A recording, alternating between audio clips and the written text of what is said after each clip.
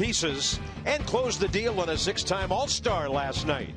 But Miami delivered the big hits and won the opener behind Jose Fernandez. Tonight, Washington faces Tom Kohler. He remembers Bryce Harper taking him deep 3 times in D.C. Game 2 from Marlins Park starts right now.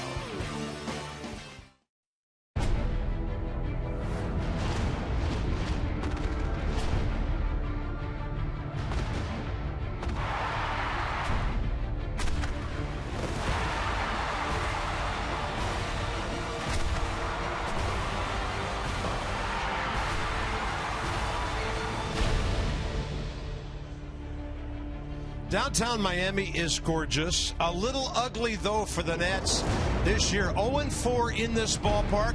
They'll take some support any way they can get it. Marlins lead the season series 5 wins to 2. And the lead in the East for your Nats down to 1 game as the suddenly resurgent Mets take on San Diego again tonight. Bob and FP, ball club coming together. Worth's back, Zimmerman's back, Rendon has been back for several days, and now Jonathan Papelbon. It's a multifaceted story out in that bullpen that has a lot of different elements to it. Got a little drama going on in the bullpen right now, but a little drama is good for a ball club. There's some energy added to that bullpen and Jonathan Papelbon. And I think the misconception is it's Drew Storen versus Jonathan Papelbon and who should close. It's more about the unit down there, the bullpen itself that maybe underachieved a little bit, some injuries down there. So Mike Rizzo had to make the bullpen better, and he did. So the moral of the story is the Nationals' 25-man roster got better. And Drew Storen's thoughts on that move. Really, all I'm going to say is that, obviously I'm aware of the move, and I've talked to Mike about it. I've talked to my agent, and, we've had some ongoing discussions, and, until those have progressed, I'm just going to leave it at that and no comment for now. But as the situation goes, I'll keep you guys posted. Today, Jonathan Papelbon had nothing but great things to say about Drew Storen. So, Dan Coco, there's a lot of mutual respect in this situation. There is, Bob. Jonathan Papelbon's very excited to be with the Nationals, be with a contending ball club, and be out of Philly.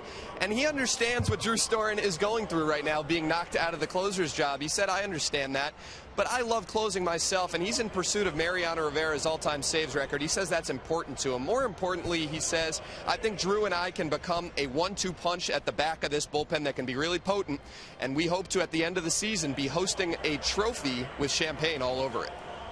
Well, that's everybody's goal, and hopefully Papelbon and the bullpen can help get that accomplished. Now, tonight's starting pitchers, Tom Kohler for the Marlins. He and Bryce Harper have an interesting history going. And it's Doug Fister for the Nats, and he's just trying to be better than he has been lately. Washington's lost his last 3 decisions. Yeah, Doug will be better in this big ballpark tonight, but Bryce Harper has had some ownage over Tom Kohler. You remember their last meeting on May 6th at Nats Park? Bryce, I guess you could say, had a pretty good day. That's the day he became thrice Harper, and he homered 3 times off Tom Kohler. The first time to left field, and you see the fastball up. Second time to right center field, that was a bomb. And then the third time, got all of that one. So Bryce Harper sees Tom Kohler well, and we're looking forward to seeing that matchup here tonight at Marlins Park. In fact, Bryce has another homer career against Kohler, 4 home runs and 6 RBIs total. So that'll be an interesting matchup. But it was good to get those guys back in the lineup last night. Every one of them had a contribution. Yeah, I thought Ryan Zimmerman looked good last night to plate. His timing was nice. Jason Worth had a good at-bat. So it might take a minute for everybody to kind of learn the new lineup and get used to having almost all the regulars back. But it's good to see them work a pitcher. They worked Jose Fernandez well last night. Yeah, Worth went 1 for 4. Rendon had a hit, couple of walks. Zimmerman 2 hits and a walk. Combined, they hit 400 last night.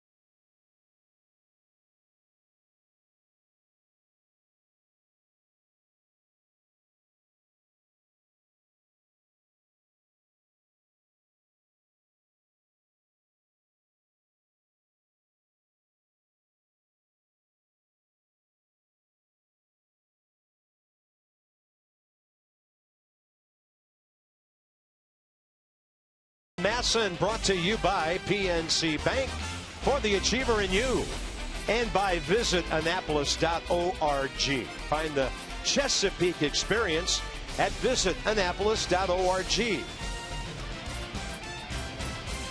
Well, this is one of those nights at Marlins Park when you will have to create your own atmosphere. Jose Fernandez is not pitching, so maybe about half the crowd or less that was here last night. So the Marlins lead the season series 5-2, 4-0 here at Marlins Park. Nats need to break through and get these next two. This is almost a 2-week stretch now, with the Nats starting with Kershaw and Greinke a couple of weeks ago at home, facing great pitchers combined. Look at that, 32 games over 500, 2.5 ERA. Jonathan Papelbon has always been tough on Miami. All 9 save opportunities and allowed only 1 earned run for his career against the Marlins. So the Nats on the road, overall record of 24-27, trying to break a 3-game losing streak. It's a 1-4 road trip so far. That needs to get turned around in Miami right away.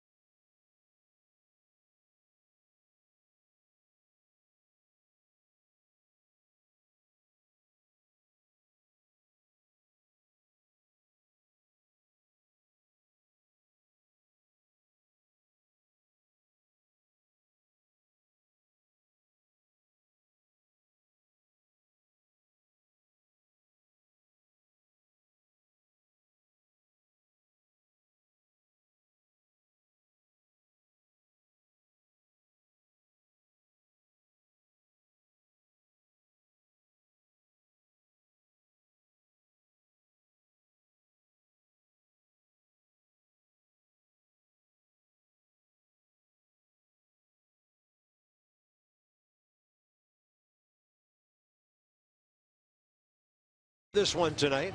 In fact, on the road, it's 43 in a row. And he'll be batting cleanup again for the Nats, who will get that first day beat tonight and hopefully able to make some early noise. They haven't really done that on this road trip. Scoreless last night. And I'm looking at the log for the whole trip. They have not scored a first run or a first inning run either in Pittsburgh or here in Miami. So the Marlins take the field. You saw Anthony Rendon. He's back in the leadoff spot tonight. Escobar, Worth, and then Harper. So Bryce's overall numbers: 4 homers, 6 RBIs against Tom Kohler, 3 walks, actually 2 walks and 5 hits. Comes in second in the league in runs with 65, and he's batting a robust .330. Jose Lobaton will handle Doug Fister tonight. Here's Tom Kohler, pitching well for the last couple of months. All right, see the arsenal for Kohler. Fastball 92, slider 86, curveball 79. So he has a big split between his fastball 92 and his curveball 79. Last start on the 23rd, 7 shutout innings against the Padres. Gave up just 3 hits, struck out 7. Padres walked 4, however, through 109 pitches, 73 of those for strikes. Set the defense for the Marlins behind Tom Kohler tonight: Dietrich, Yelich, Suzuki the outfield, Echeverria, Prado left side, Gordon Bohr right side, JT Real Muto behind the plate. And like you said, Carp, the Nats haven't scored first. When they do, and they score in the first inning, they're 24-5 this year. So they need to get a run here in the first against Tom Kohler. That was our Virginia guy, Justin Moore. Michael Morse. Whoa, wait. He looks like he's got his uniform on, and that's something for a guy who supposedly is in limbo right now, traded to the Dodgers. He's probably looking at the Nats dugout and saying, I don't know what's going on either. And FP, he was not listed on their lineup card tonight. Donovan Solano was coming back from the paternity list, so evidently Michael Morse is in uniform, but he's not eligible to play tonight. Kind of an odd situation for him and Matt Latos. He's signaling that he wants to go over the Nats dugout right now. He doesn't know what the heck is going on. There's a third team involved in the trade, and I mean, what a weird feeling. Michael Morse to the Dodgers, then the trade's on hold. It looks like the trade might be disintegrating, and now he's in the dugout with eye black on in the Marlins uniform. Weird. Trading deadline 2 days away, and it could know. be a very interesting last 48 hours or so. So here's Anthony Rendon hitting .286.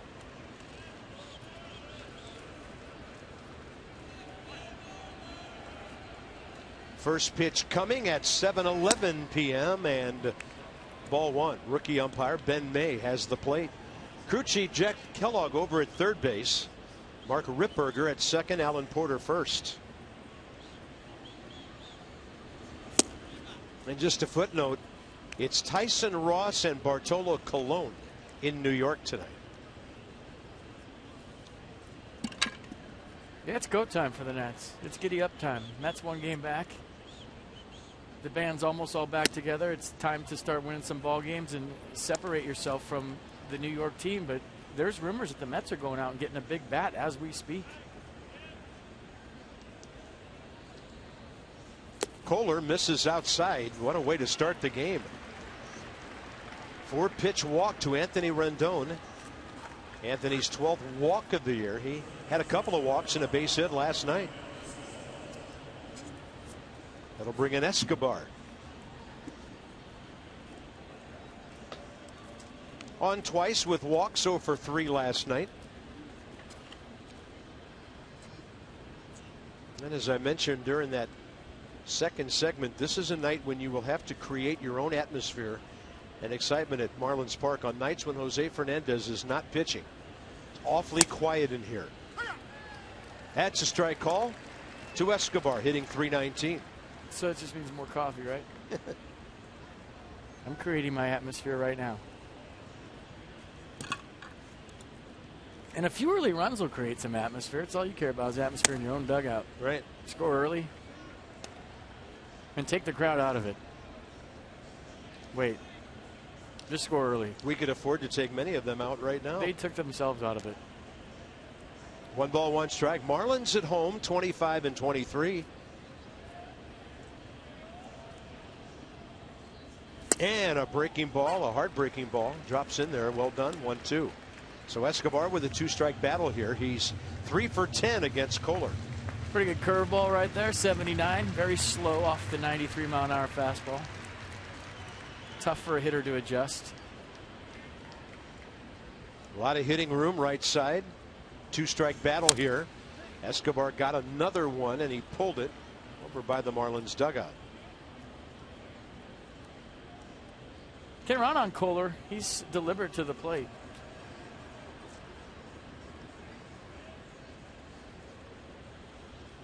'18th rounder back in '08. He's had a healthy career. He's never been on the DL in the minors or the majors. Escobar off to the right side. He's a guy who's had to battle after being kind of an unknown coming out of tiny Stony Brook University, where he won a whopping 17 games in 4 years. He has made himself into a big league pitcher.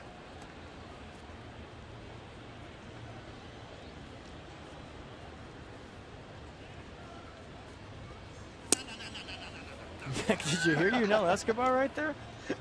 He said, no. I love it. So into every single pitch. Listen up.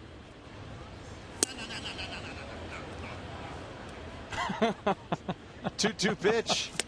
That's a yes for the pitcher on that one. Oh. 1-on-1 out. Worth next. A pretty good pitch by Kohler right there, but wonderful entertainment from Yunel Escobar in the middle of that at-bat. Only the 22nd time he has struck out this year in 336 at-bats. Worth has had good Kohler success. 4 for 13, couple of home runs against the right-hander with 5 batted in. 106th at bat of the year. Inside the numbers with STG. So with Worth and Zimmerman, Nats 6 over. Without them, they played .500 ball, but you can see the effect it has on the numbers throughout the offense. It's a great graphic. I love it. Oh, yeah, exactly. 2 runs a game fewer makes it tough to win.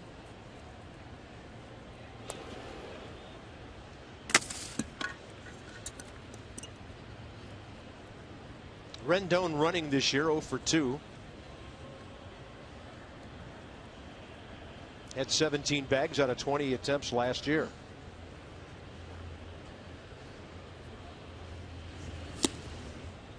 Rolling a lot of breaking balls in there early is Tom Kohler. Career record 23 and 27.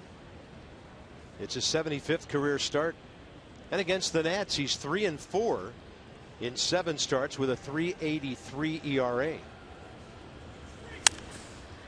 And that breaking ball fouled by Worth, out of play.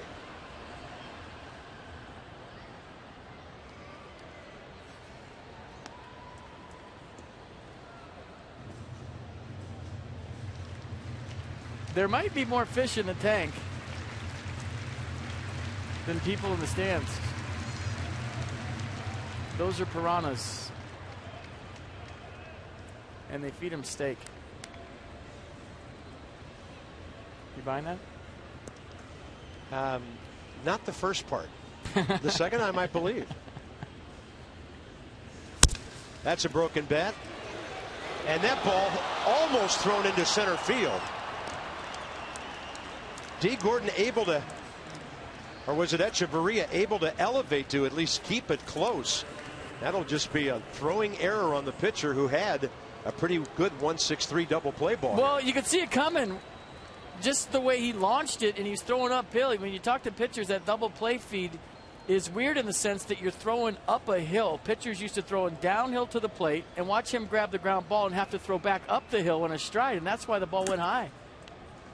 Something they work on, but still, it's never really comfortable when you're throwing back up that hill, and then that's trying to take advantage of that error. That should have been an any double play.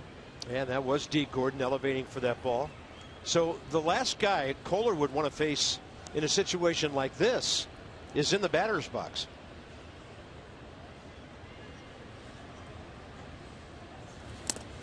He goes off speed. Real Muto able to block it and keep it close.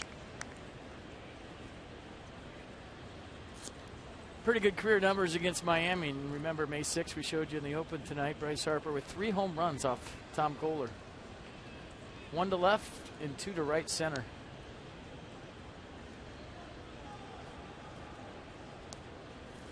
As a rule in this ballpark, you have to pull it to hit it out. Oppo homers rare in a place like this. That's a pretty good running fastball to the inside edge.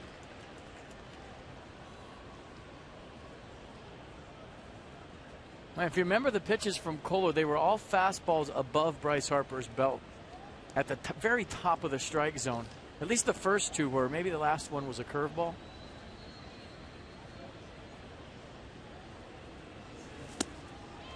Pretty nasty right there at 80. 1 ball, 2 strikes. Bryce has a homer in Marlins Park this year. Second inning leadoff shot against Dan Herron back on Sunday, April 26th. That was his 5th of the year. And 22 home runs later, standing in there with 2 men on.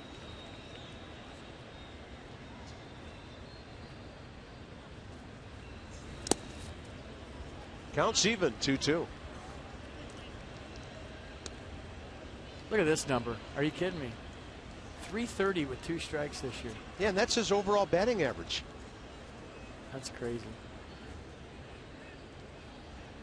I think the league's right around 200, maybe even below with 2 strikes.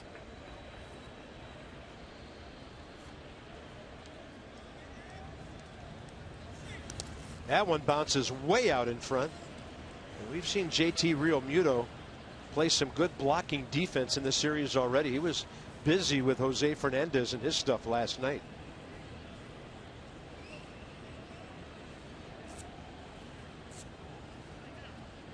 Three-two, 1 out. Rendon and Worth the runners.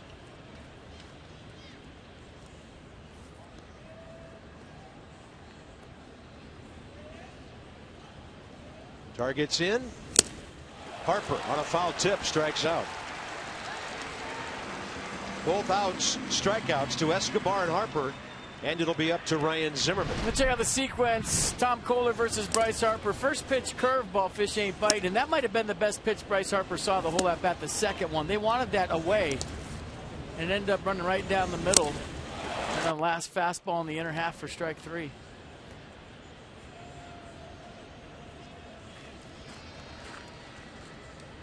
Zimmerman, like Worth and like Harper, good success against Kohler. 5 for 14 career, a homer, 2 RBIs.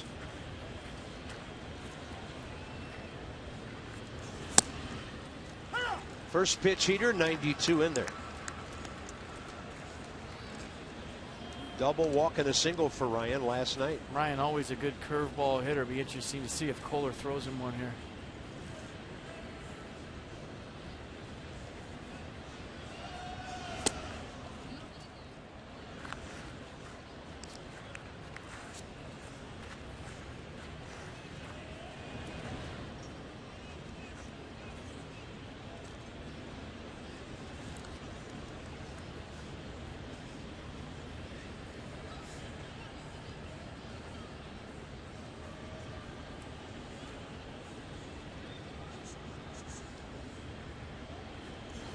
One lined, and D. Gordon has come off the DL and hurt the Nats about every way a guy could.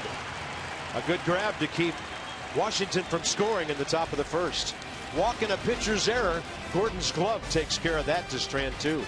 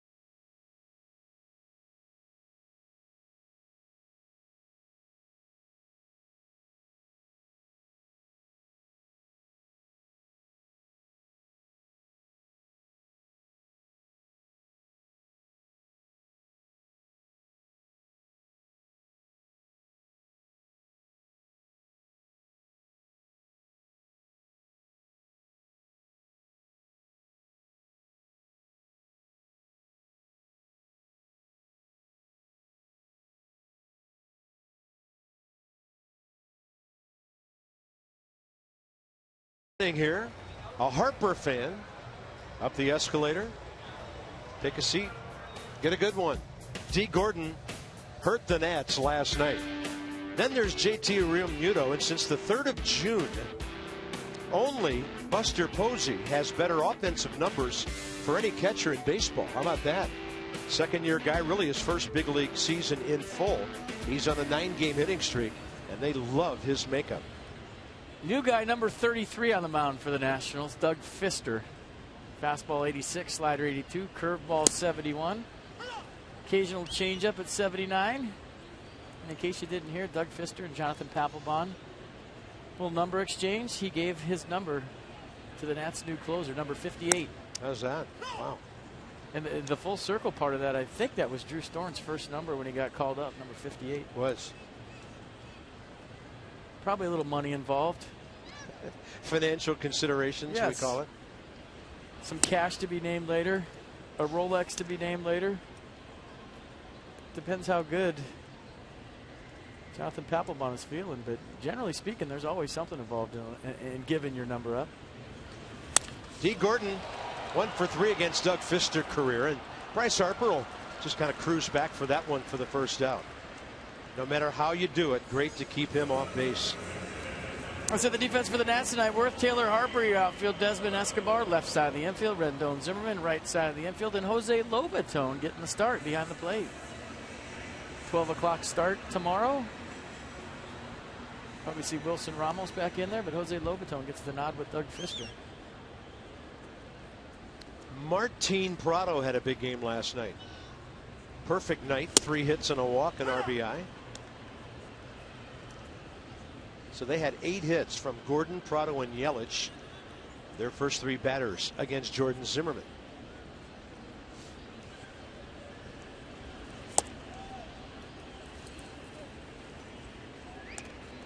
Well, just key for Doug Fister to get some movement on that sinker. The sinker's kind of been running this year. And a true sinker goes down and into a right-hander. And if you remember, for the most part of last year and the most part of his career, that's what his sinker does. But this year, it's kind of been running and staying over the plate a little longer than it did in previous years. So he's just working on getting on top and really getting that thing out front and using that big frame of his to create that sink. Right in there with a little sink at the end at 81.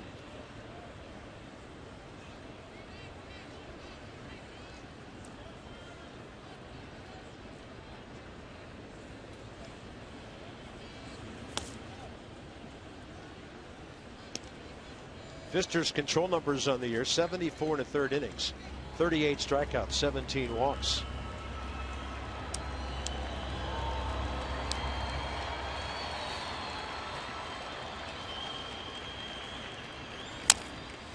And Prado will chop it off his foot foul.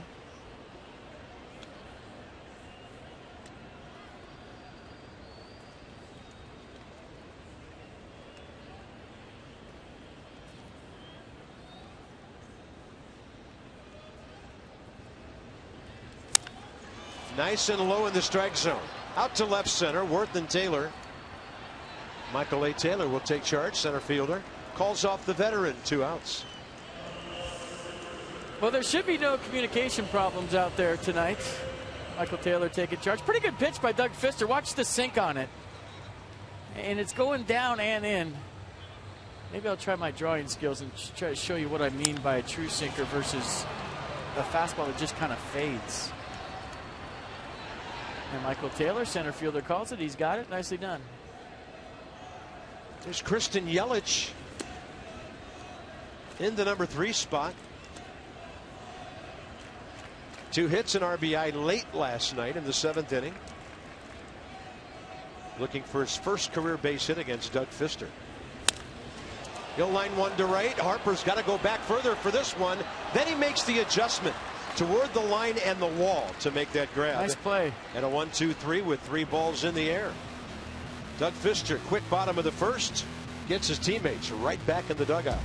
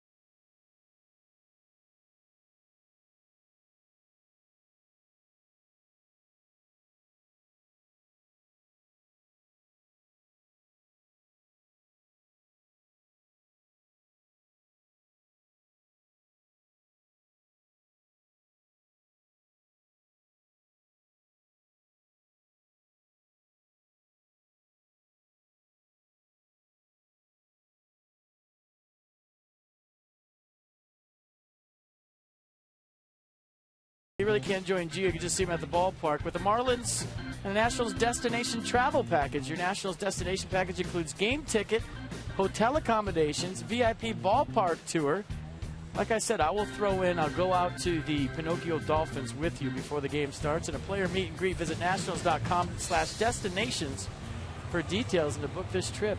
I see red people. We'll all go out there and check out that monument together. Yeah, we'll go out there. Maybe they'll give us a tour inside like they do the Green Monster at Fenway and kind of show us how it all works. I'm not going out there. I'm going out there with everybody. You come on the trip, I'm going out there. That thing is my Mr. Met. That thing's a lot of people's Mr. Whatever. Ian Desmond, fastball outside, second inning underway. Rough ride last night for Ian. 4 strikeouts. 3 of them against Jose Fernandez. 4 for 17 career against Tom Kohler. Desmond Taylor Lobatone, 6-7-8.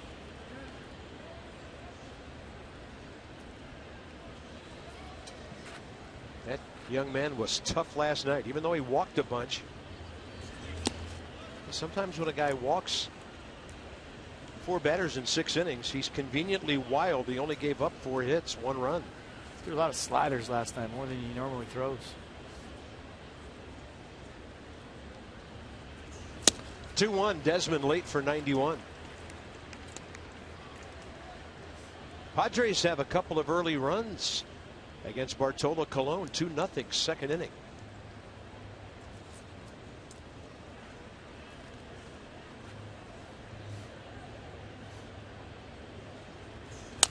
Desmond, a little check swing to the right side. Hustling down the line, board to the pitcher, 1 out. Little American Standard, who's hot, who's not. Michael Taylor's hot. Check out his NL rookie ranks. Runners in scoring position, first. RBI, 4th. Go-ahead RBI, 13th. Or 13 second. Game winners, 5. Steals, 11. Look at those ranks. Michael Taylor having a good rookie season. Celebrate the season with the American Standard All-Star Sales Event. Visit midatlanticcomfort.com for amazing rebate and financing opportunities. He was batting 8th last night. Went 1 for 3 with a walk. So his batting average back up over 240. And a big breaking ball rolls in. He couldn't pull the trigger. Strike 1. Taylor 9 for his last 27. 7 RBIs in 6 games. You see the runners in scoring position average and you say, why? He's clutch. Well, yeah, I mean, a lot of guys are clutch, but I think his short, compact stroke plays with 2 strikes. And, you know, he has struck out a lot, but he also has confidence now to hit with 2 strikes. And he doesn't try to do too much in those situations.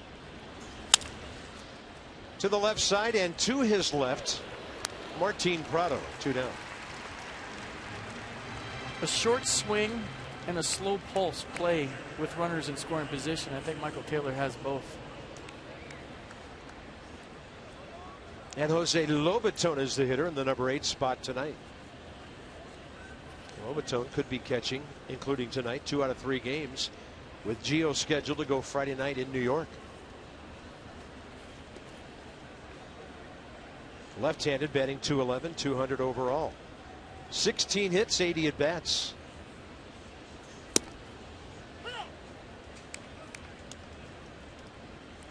Trying to get it to Doug Fister here, top of the second. Get that lineup turned over.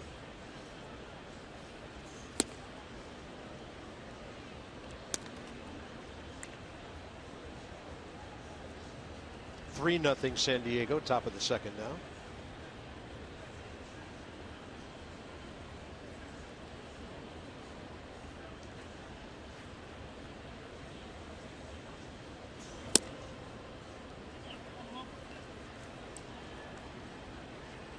Doug Fister was number 58 in Seattle, 58 in Detroit, and 58 here. And I'm looking at him on deck.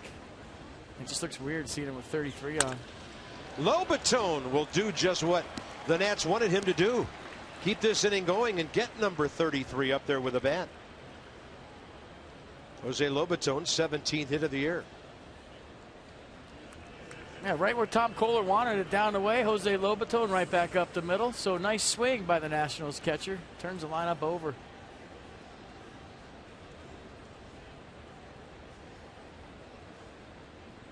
Doug Fister, 6 hits this year, 24 at bats. 0 for 2 career against the Miami right-hander Tom Kohler.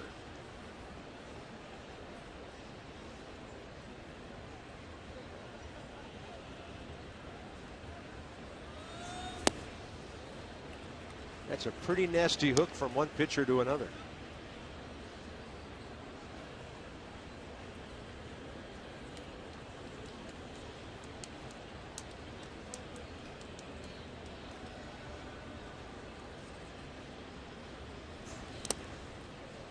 And a good take.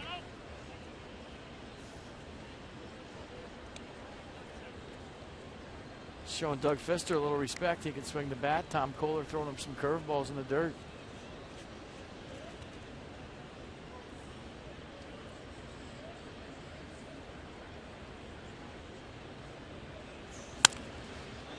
Good swing. It was. Taking the pitch where it went.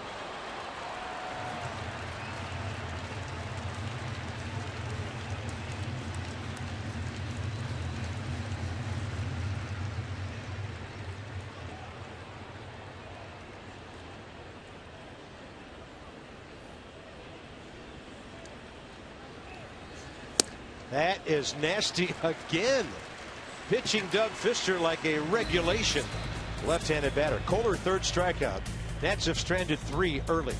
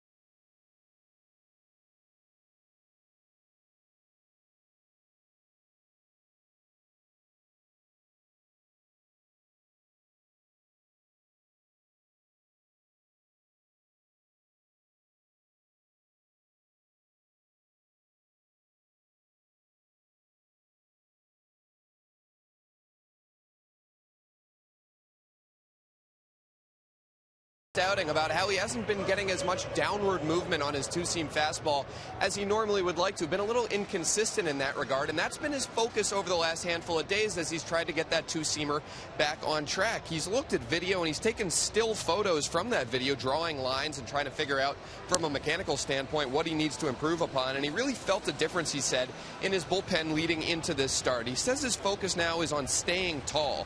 He told me, I'm 6'8" for a reason. I've been getting into my legs a little too much and getting underneath the ball. That causes him to lose the tilt, lose the angle. He wants to stay tall on the mound. He wants to keep a stiff front side, and he says that should allow the deception to return in his delivery and allow him to get that two-seamer not only down in the zone, but moving down in the zone to generate those ground balls. When you're talking cars, you're talking Coons. Thanks, Dan, with our Coons.com sideline report. And Fister does get a low strike there. He threw 3 fly balls, 2 of those line drives to right, and a 13-pitch, 8-strike first inning. Here's Justin Bour. That's a good heater down there. Marlins taking a long look at the 27-year-old first baseman who played collegiately at George Mason, Westfield High School before that. So a true sinker kind of goes, stay with me here, it goes like this and then gets that action. Doug Fister's been staying on the same plane and has fade to it. And what Dan was talking about is when he's on top of it, you're going to get the true sink. Like that right there. You see that little action at the end. it's not fade, it's fade with sink. And I hope that makes sense, where you're up top, and then that little late movement right there at the end, it's actually going toward the ground and not horizontal away from the left-hander or into a right-hander. A couple of shakes on 2-2 there, and he just misses. Lobaton, by the way, tried to frame that ball 2 pitch. And the fade stays on the same plane, and for a hitter, it's easy to keep your barrel level with it and to barrel it up. But when it's going down and fading at the same time, now it's more difficult to hit. And this ball in the air. Short left center, Ian Desmond is out there. 4 in a row, all in the air for Doug Fister. And that extra little reach you have to give as a hitter when the ball goes down and away is where you get the ground ball. Or you tie somebody up. And you remember Doug Fister's comments last year. When you say he's a pitch to contact pitcher, he isn't. He's a pitch to bad contact pitcher. And that's what he did for the most part last year, pitching to bad contact, meaning tying guys up, balls off the end of the bat, keeping guys off balance. And he's trying to get back to that here tonight in all places where he could get away with some fly balls. Here's JT Realmuto. Now, FP, did you happen to forget something in the first inning? Or actually the top of the second? Yes. When Lobaton got that, you know what? Yeah, there goes the no-hitter. Thank you. Thank you, Carp. Clean it up. I just wanted to do that before all of our phones blow up into smithereens. I just was sleeping at the wheel. Realmuto, 12 games out of 35 at bats in a 9-game hitting streak.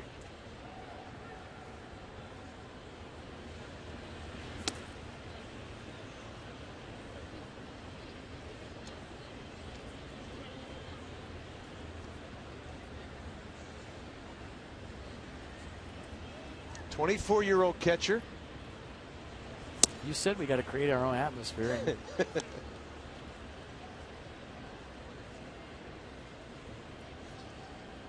I like what I'm seeing early on from Doug Fister. 2-2. And a breaking ball. And on the trademark of the right-handed batter, and Jason Worth is under it. 5 in a row. This is a ballpark where you can throw fly balls and survive. Well, even though he wants ground balls, the stuff has been sharp tonight. Good curveball there. Got Realmuto out front and underneath that pitch. And the sinker's been good so far from Fister. So even though he hasn't got the ground balls, they'll come if he keeps doing what he's doing. Number 6 man is Derek Dietrich.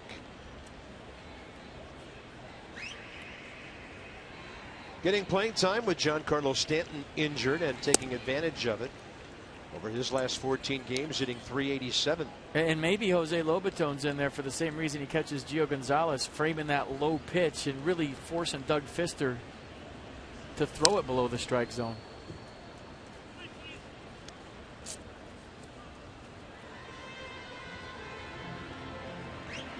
Dietrich facing Fister for the first time.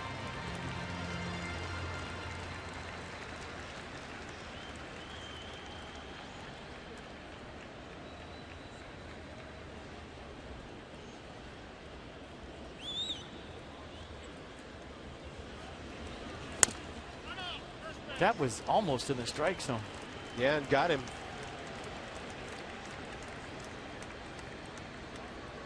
So Dietrich jamming the plate severely right there. That's the 6th time this year he's been hit by a pitch, most on the Marlins.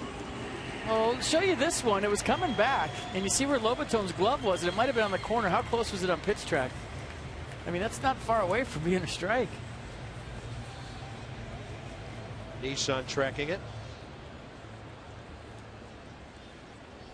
That'll bring in Ichiro Suzuki. Ichiro had a base hit last night, his 2nd time up. He's sitting on 2,899 hits. I'm such a hypocrite, too, because I probably did that 15 times in my career. Leaning into strikes. You didn't say that. It bothers me now, and I used to do it. You didn't say that the day Jose Tabata did it. That ball labeled fair ball, left field corner. Jason Worth's got to play it well. It takes a while, and a run will score. With 2 outs, Dietrich running all the way.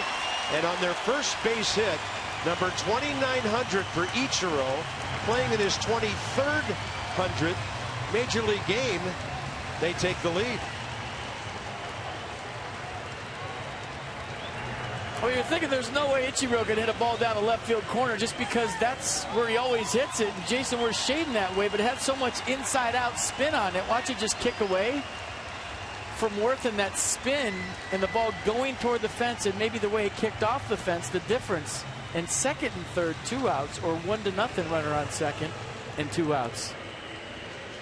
Ichiro Suzuki becomes the 38th hitter in big league history to make it to 2,900 hits or more. Shortstop Echeverria now in the number 8 spot.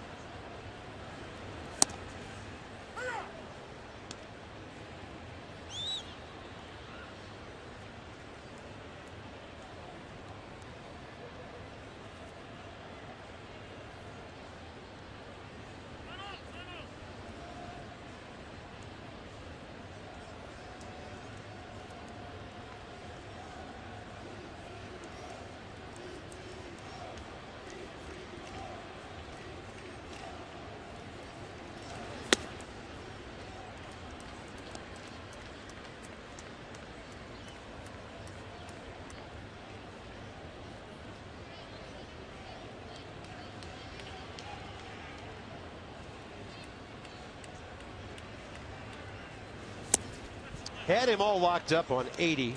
Echeverria couldn't stop. A good slider right there by Pfister. Good late movement. See if he tries it again right here in a 1-2 count.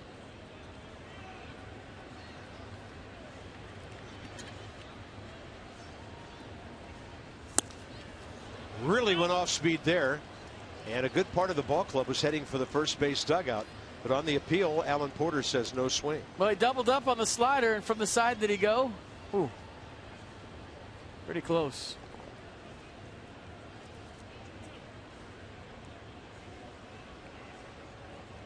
Two with 2 outs and a runner at second base. Is it bad if the on-deck hitter's taking the donut off his bat and it's scaring me in my headphones because it's so loud? We've got a microphone right down there, and it startled me as well. Yeah, Tom Kohler just took his donut off. I think it sounded like a sledgehammer. Yeah.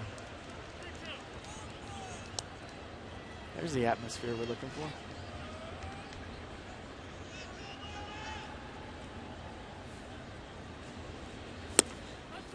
Strike 3. Call on the corner by Ben May. Doug Pfister, first strikeout. We're going to the top of the third. The Nats on this road trip have scored 2 runs total in the first 3 innings.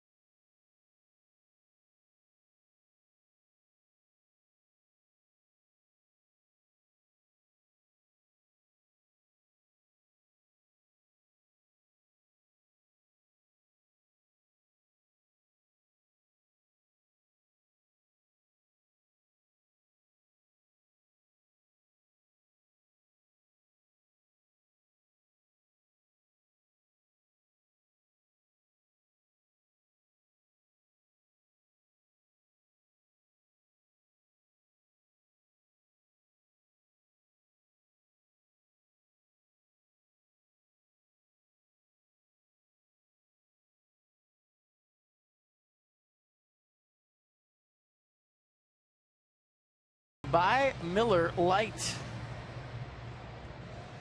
Nats down 1 early. Trying to get some early offense going, and as I mentioned a moment ago, that just has not happened on this road trip. 10-year Tuesday. Head to Nationals Park for the 5th 10-year Tuesday of the season. Nats Diamondbacks next week. First 10,000 fans receive a collectible 10-year anniversary replica 2005 ticket.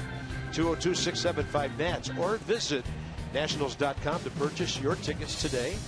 One of the few times you'll see the old Washington Nationals logo before they kind of converted everything to the curly W.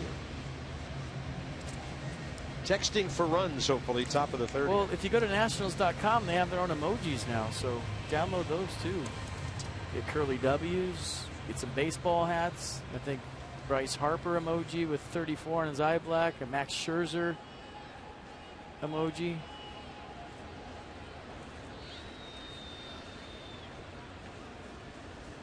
Rendon walked to lead off the game on 4 pitches. Pulls the first one here. Martin Prado playing shallow. Stepper Soto was left, 1 out. Kohler first 2 innings, 41 pitches, 25 strikes. Escobar and Worth the next 2. Escobar worked the count long first time, and Kohler snapped off a nasty curve to strike him out.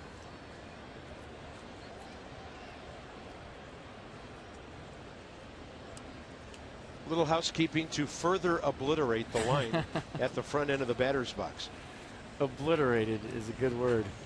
There is no front line. Just like there is no wrong pipe. Over by the dugout, Bohr and Real Muto. First baseman makes the call, and then right out of his mitt into the dugout. They could give an error on that. We'll see. Well, that's where JT Real Muto has to realize that he went a long way for that, and there's a first baseman that has to be there. We always talk about the internal clock as a defender on a ground ball where a guy's running. Real Muto has to know that he went a long way for that, and there's going to be some help there. So on a night when there's no excuse for poor communication, sometimes in a ballpark it's loud, you can't hear each other. You see both Marlins players, nobody said a word. They give the error to the catcher. The ball appeared to hit Bohr's mitt and then Real Muto's mitt. But the error's not going to hurt. 2 outs. The error was in judgment because he went way too far for that ball, and he kept going because Bohr didn't call him off. One more here, Max Scherzer tomorrow. And it'll be former Nat Dan Herron, who's 7-6 with a 3.5 ERA in 20 starts. He's given up 20 home runs. On to New York for a series that now looks a whole lot bigger than we thought it was a week or 2 ago. And then back home Monday to start a homestand against Arizona and Colorado. You'd think that Citi Field will be rocking this weekend in Flushing. You'd think. It'll be fun to find out. It's been a while since the Mets have played a meaningful game against the Nats in that ballpark.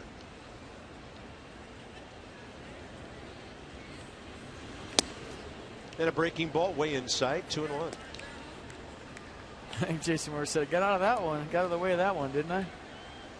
Had a little laugh with home plate umpire Ben May. Worth hit a hard comeback her first time. Kohler threw it high to D. Gordon, attempting a double play. And Worth was safe. At first, Rendon coming into second on that play. 2-1 pitch. The breaking balls keep on rolling.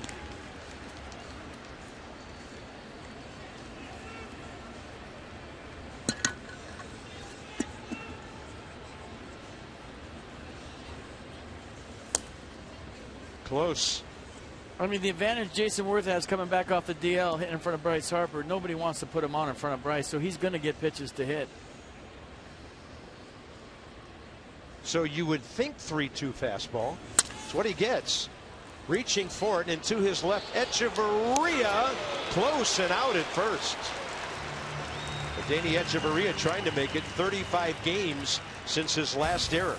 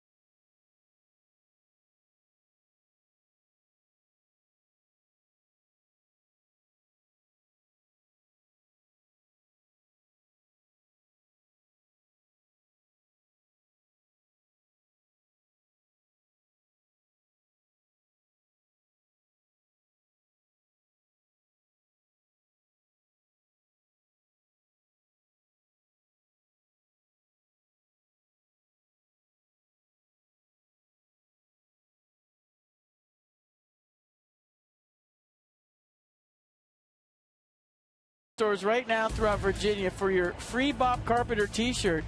I didn't know we had the free Bob Carpenter, but apparently we do. Visit Cox.com for your nearest store. You don't need to be a Cox customer. T-shirts available while supplies last. Free Bob Carpenter, everybody. I tell you, that is the most perfect reproduction of one of my suits I've ever seen. Free Bob Carpenter. There's a guy over here too, by the way. If you want to pan over. You should have saw on Twitter today, everybody, with pictures of the Bob Carpenter t-shirt. A buddy of mine from Arlington last night texted me and said, I want one of those t-shirts. And I said, please go by the store. I'm afraid nobody else will. Well, do you have one? I got to get you some so you can give some away. I want one.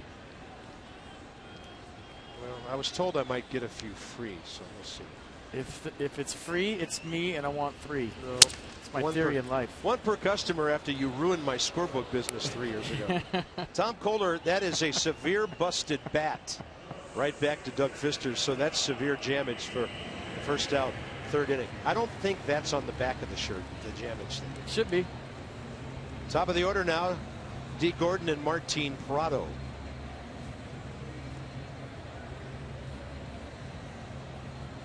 Gordon lined out pretty hard to Bryce Harper, who just had to cruise back about 5 or 6 steps to grab it. Leading off bottom of the first. PRADO to follow, and then Escobar on the grass at 3rd here in the bottom of the 3rd. Well, D. Gordon likes to bunt for a hit, but Doug Fister, one of the better fielding pitchers in all of baseball, and you know Escobar taking it away. Gordon slapping one foul. Nice grab on a hop.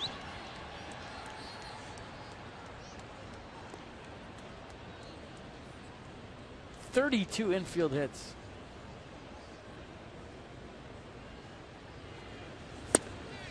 Nasty hook, just diving in on the right-hander, or the left-handed hitter. Yeah, Mercedes will track it. The slider's been good for Fister tonight. Here it is, down and in under the hands. Guides one left side. Here comes Desmond. Has to hurry. Plays it beautifully. And then Ryan Zimmerman, to further sell it, comes popping off that bag. 2 outs.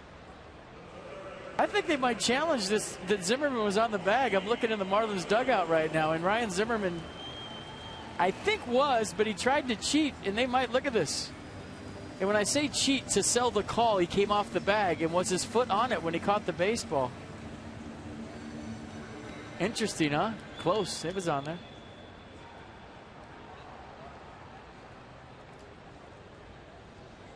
And at times for a first baseman, that can be a safety thing too. Getting your foot off of that bag as quick as you can. Well, you're trying to sell the call in a close play. Eric Karros is the best I've ever seen at selling the call and coming off the bag. But I don't know if Karros could do it now with replay challenges and reviews. There was times we used to giggle and say, there's no way his foot was on the base right there. And he'd come off, look at the umpire, try to sell the call all in one motion. A lot like Ryan Zimmerman just did right there. But he'd do it on every single close play. And he would swear to us that his foot was on the bag, and we didn't think it was. Up the middle, that hits the mound. And Martin PRADO in this series is now 4 for 5, and he's been on base 5 times. That gets Christian Yelich to the plate here in the 3rd. Into the 8 o'clock hour here. Cloudy day all day in Miami, not as hot and sizzling as it was the last couple of days. BCFP DK here with you on Masson, 2nd game of a 3-game set, and we will be with you at high noon tomorrow. Max Scherzer, some matinee baseball against Dan Herron. First pitch, 12:10.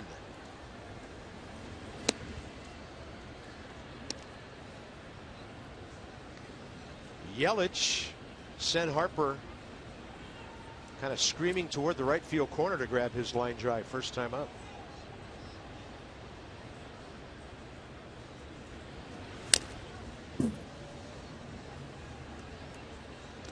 More inside the numbers with STG.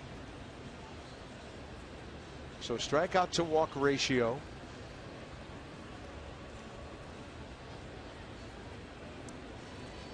Absorbing the Nats pitchers, 3.7 strikeouts to every walk. Pretty strong. Snap throw to first. And back in there, Prado, as Lobaton tried to surprise him. He threw that around Christian Yelich. Watch this. Jose Lobaton with a delay throw to first base. I'm going to throw back the pitcher. No, snap it down there. Almost got him napping. I'll tell you what, Doug Fister has the best slider he's had all year here tonight. Bouncing ball right side and over to his left. Anthony Rendon to throw out Yelich. A base hit. Marlins have left 2. Bryce Harper, cleanup man. He'll be a leadoff man straight ahead.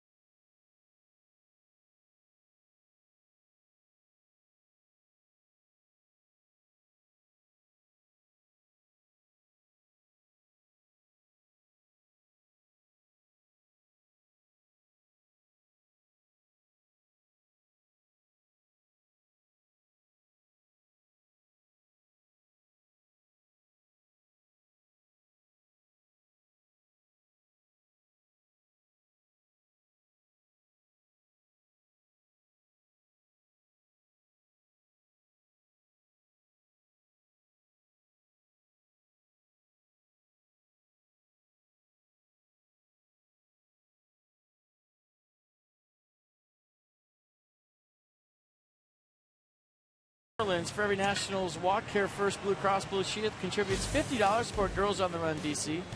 Nats have drawn 304 walks for a total of $15,200 this year. Care First Blue Cross Blue Shield encourages each of us to take that first step towards a healthier and more active lifestyle. Bryce Harper has 73 walks on the year. That's second to Paul Goldschmidt from Arizona. Yeah, they pitching to him at all. He has 82. American League leader Jose Bautista, 69.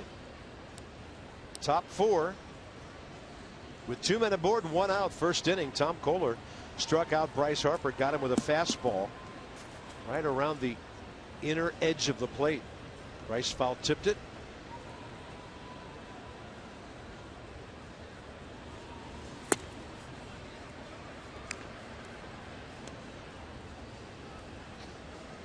Infield to pull, outfield fairly straight away and bunching him toward the gaps.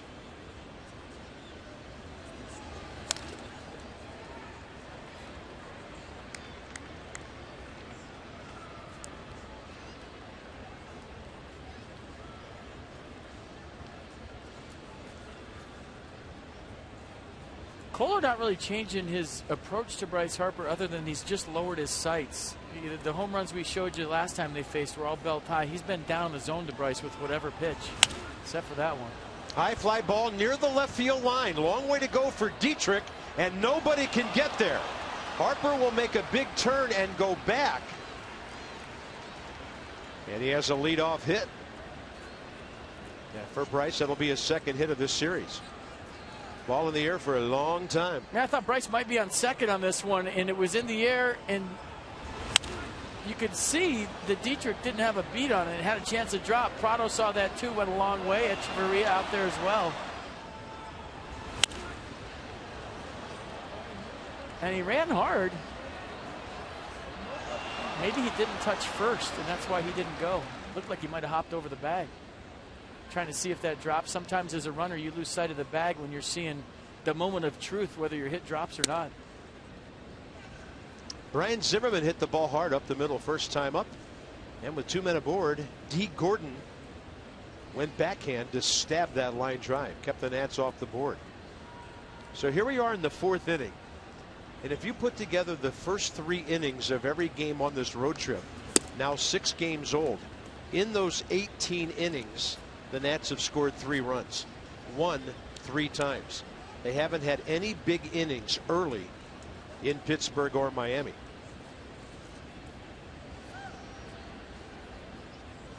That just means one thing. They're due. Stronger coffee. 2-0 to Zimmerman. No, he missed, up and away. Ball 3. Minor adjustment.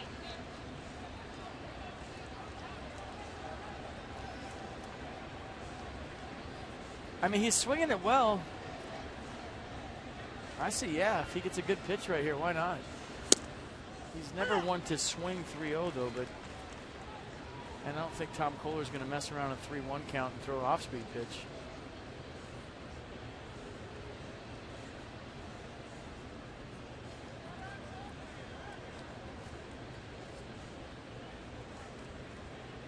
Fastball away.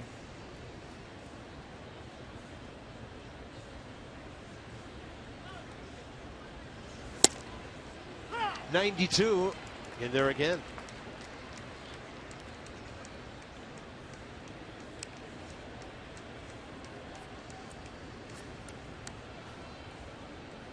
Let's see if Matt Williams decides to start Bryce Harper here in a 3-2 count.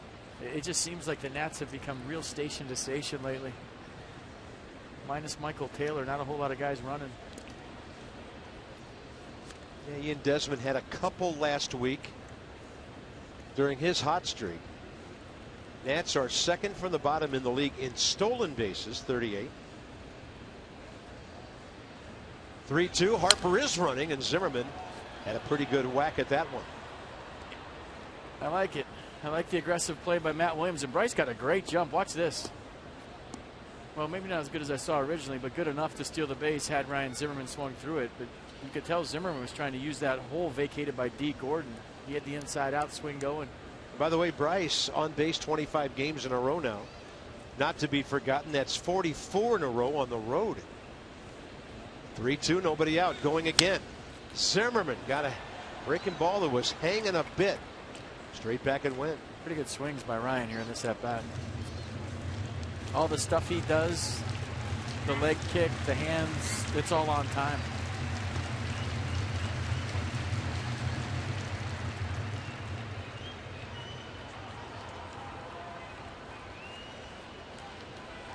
One pitch up and in, everything else middle away. 3-2 again. Bryce running again. Zimmerman high in the air, deep center. Yelich about 380 feet away. That's a routine fly ball in this park. Maybe about 385 by the time it came down. 1 out. It's time for you to tweet your strongest fan photo using hashtag NatsCouchCam, and you just might see yourself in a future broadcast. That's brought to you by T-Mobile. Pretty good at bat by Ryan Zimmerman right there. He's hit the ball hard twice. Ian Desmond 0 for 5 in the series. Checked his swing. First time up, hit a ground ball over to Justin Bour. Looking to shoot right field, and that's a beauty. A laser into the corner. Harper wants to score. Can Suzuki keep him from scoring? Here he comes. The relay home. He beats it standing up. Desmond into third, and the Nationals tie it up. RBI number 32 by Ian Desmond, and that's as hard as he's hit a ball to the opposite field all year. Oh, beautiful swing by Ian Desmond. You check out where Kohler goes with the curveball. Almost like Ian Desmond was sitting on the curveball right there. Nice job of letting the ball travel, get deep in the strike zone, going the other way. And now Bob Henley doing a nice job of sending Bryce Harper and then going up the line and bringing Ian Desmond to third with a triple. Great swing by Desmond. And Bryce Harper, after stealing second base 3 times, has to score from first. He's going to need some oxygen in the Nats dugout. Low and away to Taylor. Infield in, and the Nats now a golden opportunity to take a 2-1 lead. Where that throw was coming from, you would think triple and not third on the throw. Taylor takes it upstairs. So for Ian Desmond, his second triple of the year. 21st of his career. We get a picture. I want to show all you young coaches at home how to coach third base. That was textbook by Bob Henley right there. We always talk about the players, but there's an art to coaching third base. It's not easy. Taylor to left. That'll get the job done. Desmond tagging Dietrich, no chance. 2-1 Washington, and Taylor delivers his 40th run batted in. Nice at bat by Michael Taylor. Let's check out Bob Henley real quick one more time. He's a guy that studies video. He's gotten so much better. But for all you young coaches at home, watch him get depth right here. See how deep he's getting? Now, that's to score Bryce Harper. Once he sends Bryce, he's coming back up the line, and he releases the first runner. And then now he's coaching Ian Desmond with the play behind him down the right field corner that he can go for 3. Because as a base runner there, the ball's behind you. It's down the right field corner. You're really relying on your third base coach. All good base runners should coach themselves, first of all. But the one place you really can't coach yourself is on the ball down the right field corner. So Bob Henley doing a nice job of getting deep right there, making the decision. He was getting deep to buy himself time to make the decision on this Suzuki throw and send in Harper. And then he ran back up toward the base to get Ian Desmond, the trail runner. That's textbook third base coaching. You see so many coaches at this level, Bob, just stand in the box and wave. No, you got to get depth. The reason you get down the line is to buy yourself time to make a decision.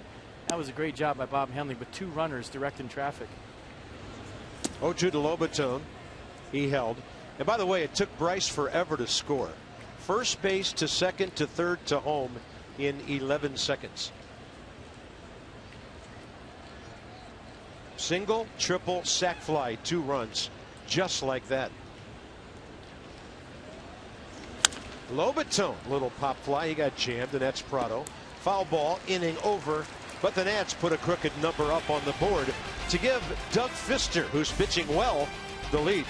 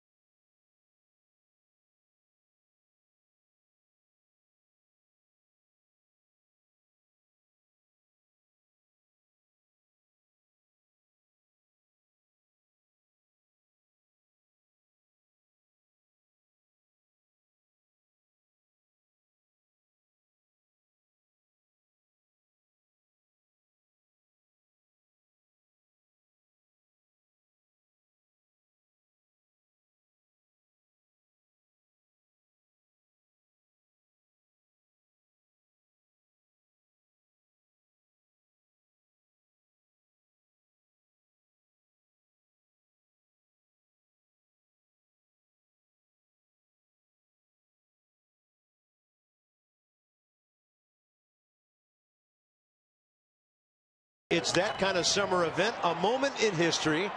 July 29, 2012. And look at Michael Morse go the other way, homering in the ninth to get a ball game in Milwaukee, tied for the Nats. Watch the hook on this. Left field corner. That's a double. And the Nats would beat Milwaukee in a crazy ball game, 11-10. There were 26 hits in the game. And the Nats taking advantage of what at that time was a beleaguered Milwaukee bullpen to win a crazy slugfest. I remember that at Miller Park. I remember that game. I think Ryan Matthews gave up 3 home runs that game, and he was having a great year and had just one of those days. But his ball club picked him up. Michael Morse picked him up. And how about Davey Johnson's reaction on the bench? Is Michael Morse still on the bench, or is he in Los Angeles yet? What do we got? He was on the bench to begin the game. There was rumors that the trade had fallen through, but now we're being told that they can't find him on the bench. A lot of rumors these days. Let's see. Is the Beast there? Michael Morse? No, that's not him. No Kohler, trainer. Brett Butler? No. He's probably in Los Angeles. Would they do beam him out there? We just saw it. I don't know. It's just a weird deal. saw Matt Latos before the game, and he said they were just in a holding pattern because there was another team involved. They were simply sitting in the Marlins clubhouse waiting to hear what was going to take place next.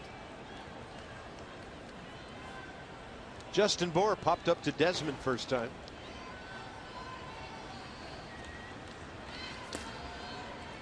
Leadoff walk right after Doug was given a lead. Dollar hot dogs presented by Hatfield. That's Monday, August 3rd. Nats take on the Diamondbacks, 7:05 start. Dollar hot dogs will be available for purchase at all Nats dog stands until the end of the 6th inning, or while supplies last. Get your game tickets now at nationals.com. Next up, the catcher JT Realmuto. He hit a fly ball to Worth first time. He's bounced into 6 double plays. Pfister trying to keep the ball down.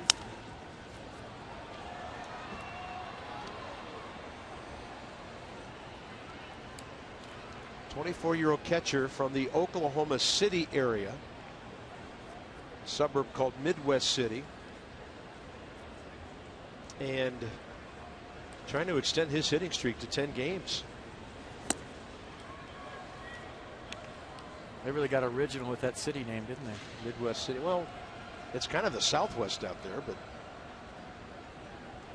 Carl Albert High School, best known for prep football, of course, out there. But I mean, they think this kid's going to be an all-star. Pretty good pitch right here by Pfister. Did it come back? Good frame by Lobaton. Didn't get the call. Nissan just a little bit outside. 2 balls, 1 strike. Leadoff man aboard.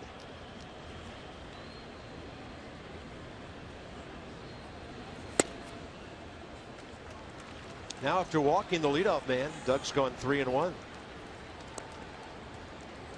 Realmuto's only walked 11 times all year.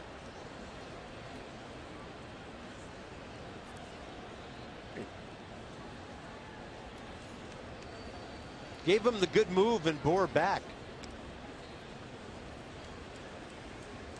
It's a base runner who has not attempted a steal.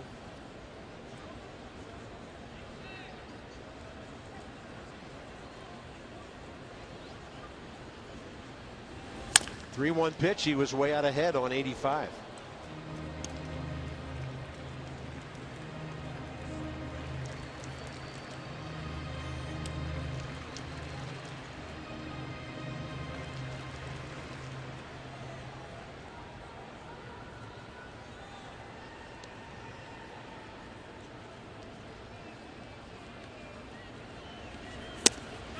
Got him. 86, running to the inside edge. Realmuto started on his way to first, and he gets called back. Only Doug Pfister's second strikeout tonight. Well, this one was perfectly placed and had some late sink to it. So here's the runner I'm talking about. This is the 2-1 pitch to get to ball 3. Watch it stay on the same plane, even though it was a ball. Now for strike 3, watch him get on top of this. And this happened just a little sink there at the end, and a great frame by Jose Lobaton to get the call third. That's the difference in the 2 sinkers. One of those is one he doesn't want to throw. The last one was perfect.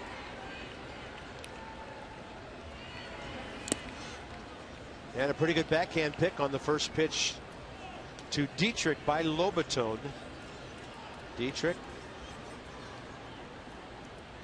got the elbow down there and was hit by a pitch with 2 outs in the second.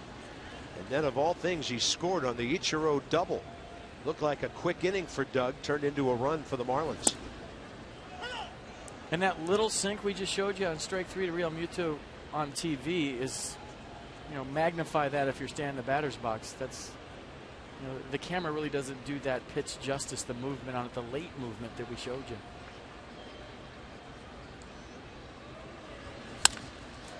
you. In the air to center. Again, in this ballpark, something 385, 390 routine. 2 outs. Inside the numbers with STG on Ichiro. So he collects hit number 2,900 tonight. Active career leaders with batting average. Guys have had at least 3,000 ABs. How about that list?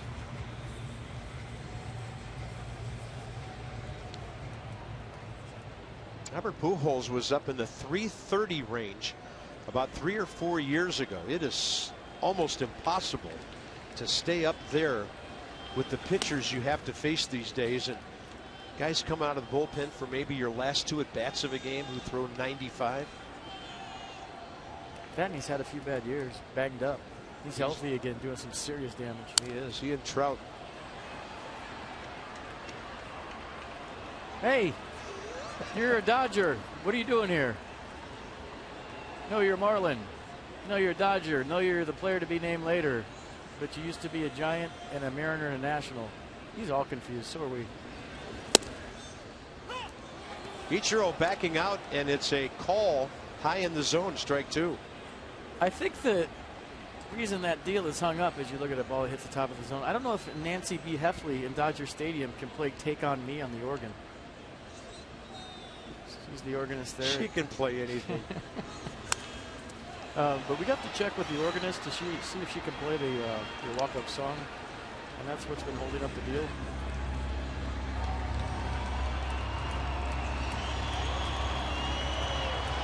Second most famous non-player at Dodger Stadium, Nancy B. behind Yes. Vince Scully. He was an Oriole for a second too, right? Yeah. 1-2 pitch, and Ichiro just kind of lays off that one.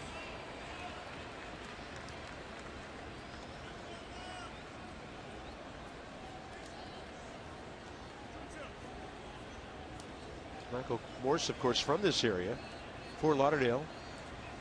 Went to high school in Davie, a town north of here. Ichiro guides it up the middle, and he's 99 away from 3,000.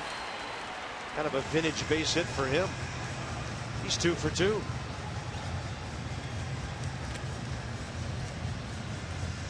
I guess when you've been to first base so much on base hits, and watch how long his bat stays in the zone, first of all, just serving it up the middle, and then he kind of rounds first base, but he never touches it.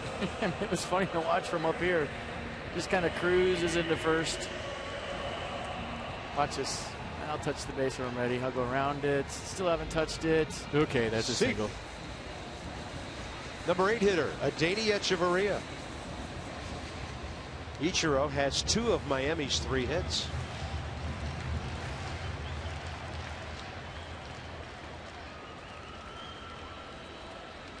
It gives him 57 hits this year. That's a good sinker. Nice pitch.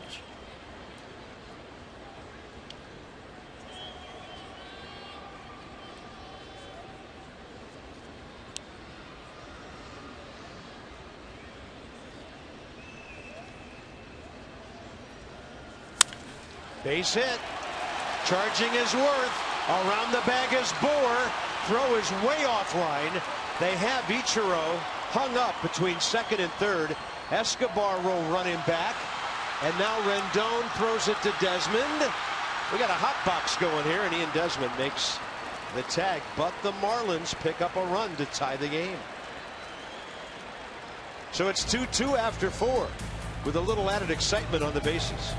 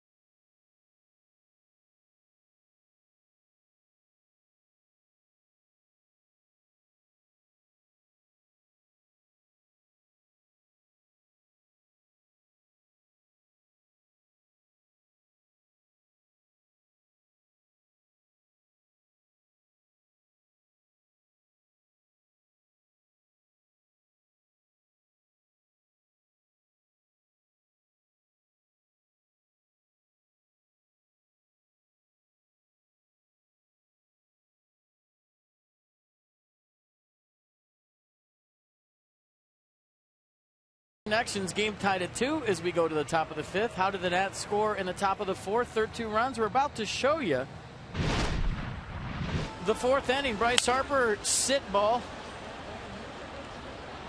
High fly ball to left, but the spacious ballpark here, there's room for balls to drop, and then Ian Desmond goes with the triple down the right field corner. Good hustle by Bryce Harper, who just stole second about 3 times with foul balls. And then Michael A. Taylor, the A stands for really, really good with runners in scoring position, as he hits a sac fly to tie this ball game at 2. So into the top of the 5th inning here with Doug Fister leading off.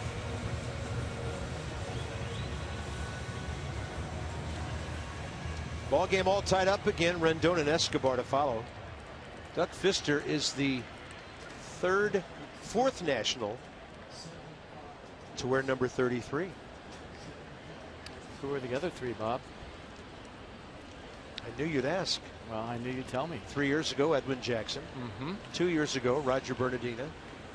Last year, I don't think anybody would get this one. Wait. Give me a chance. Okay, I quit. Greg Dobbs. Oh, all right. I wouldn't have got that. I know. I wouldn't have either. Did you like how long I stuck with it, though? You made it. You made it look good, and you had me bluffed there for a while. So the Shark is leading off the 5th. Edwin Jackson, of course, let go by the Cubs this week. And Doug Fister out to center. Yelich coming in and ends up waiting for it for the first out. 5th inning. For the Achiever and you, PNC Bank with our minor league report. Steven Strasburg tonight, 4 innings with Syracuse. 4 hits, 3 runs, all earned, 5 strikeouts, a walk. And how he feels tomorrow, the only news that anybody cares about. At home against Buffalo tonight, 64 pitches, 44 strikes. Had a balk and a wild pitch. So some minor league umpire called Steven Strasburg for a balk tonight. So you're crushing a minor league umpire that you didn't even see the call? Maybe he did balk. Maybe it was. Maybe he started and stopped, and you're killing a poor guy in AAA. You didn't even see the play. There's a difference between mentioning something and crushing somebody. You didn't see the play. You said it like it was a bad call. I know you. I thought it was interesting to note. The word crush gets used way too much these days. Crushed him. Anthony Rendon 0 for 1 with a walk.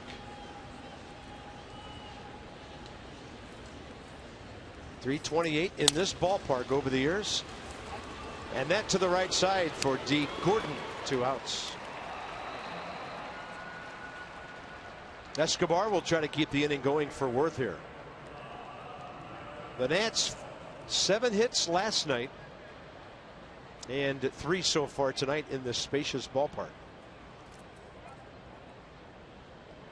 But Kohler's been good after Bryce got him for those 3 home runs. Pretty solid, Marlins saying, for the last 2 months. 8 wins, a .316 ERA. Opponent's batting average coming in of just .231. Escobar fights one off, right field line. Just foul.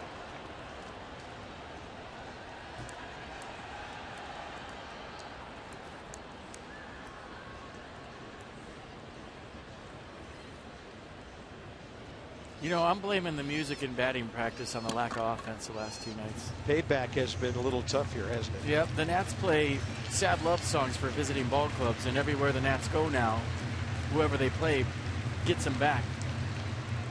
They had XM Bluegrass playing at Citizens Bank last time. That was fun. I thought that was fun. Yeah.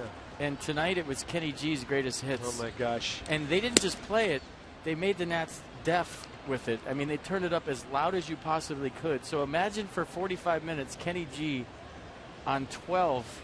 You know, I could almost feel the Novocaine. It was, I mean, I'm still scarred. Yeah, that was the thing. The Marlins turned it up probably half, as 50% louder than anything during their BP. And the Nats tried to counter it with they had a little boombox around the cage playing their own music for batting practice. But once the Marlins saw that, they just turned it up as loud as it would go. And it wasn't pretty. Escobar and a breaking ball up and in. There was fish floating in that tank by the end of batting practice. That's how loud it was. They were stunned. Floating on top.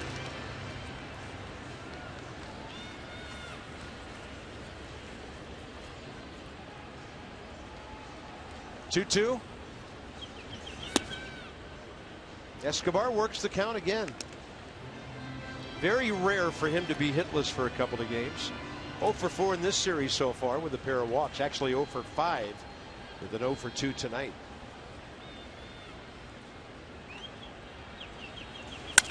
He doesn't go often without hits. So he will keep the inning alive for Jason Worth. Good at bat, fouled off some tough pitches with 2 strikes, got one he could handle, and now the line moves to Jason Worth. That's his 108th base hit of the year. Right back up the middle. So Escobar, 88 games, 108 hits.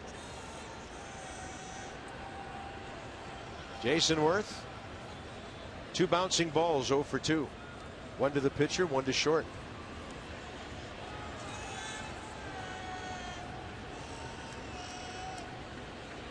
In the division against Miami for all those years with the Phillies and now the Nats.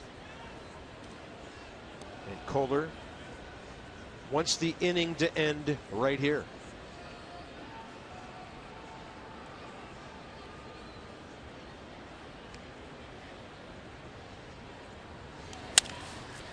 And up the middle, even Echeverria couldn't get there. Escobar heading over to third.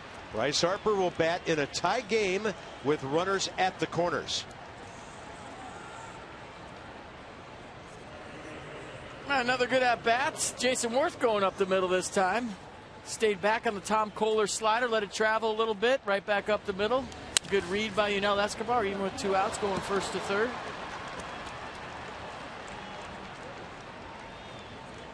Now Bryce Harper looking for one of those high Tom Kohler fastballs that he hit out of the ballpark last time he faced him. Kohler's done a nice job of keeping the ball down to Harper tonight for the most part and keeping him off balance with the curveball. Bryce has been known to sit on a curveball if you're going to throw him one. See if he does right here. Last home run 11 days ago against Kenley Jansen of the Dodgers.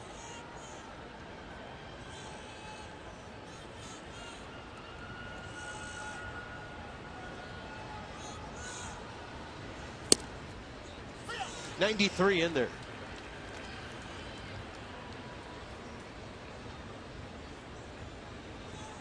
Wow, 356 as the cleanup hitter. Might have been sitting on a curve there first pitch if he took that. You could see himself talking to himself after.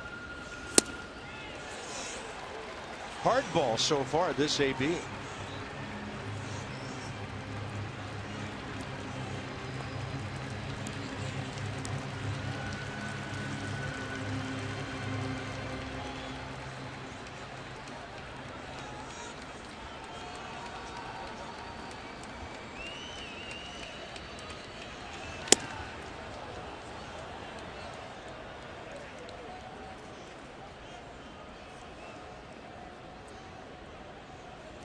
Bryce looks bewildered this whole at bat, doesn't he?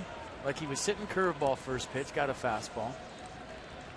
Couldn't believe he missed the second fastball and then moved his feet right there with the third one.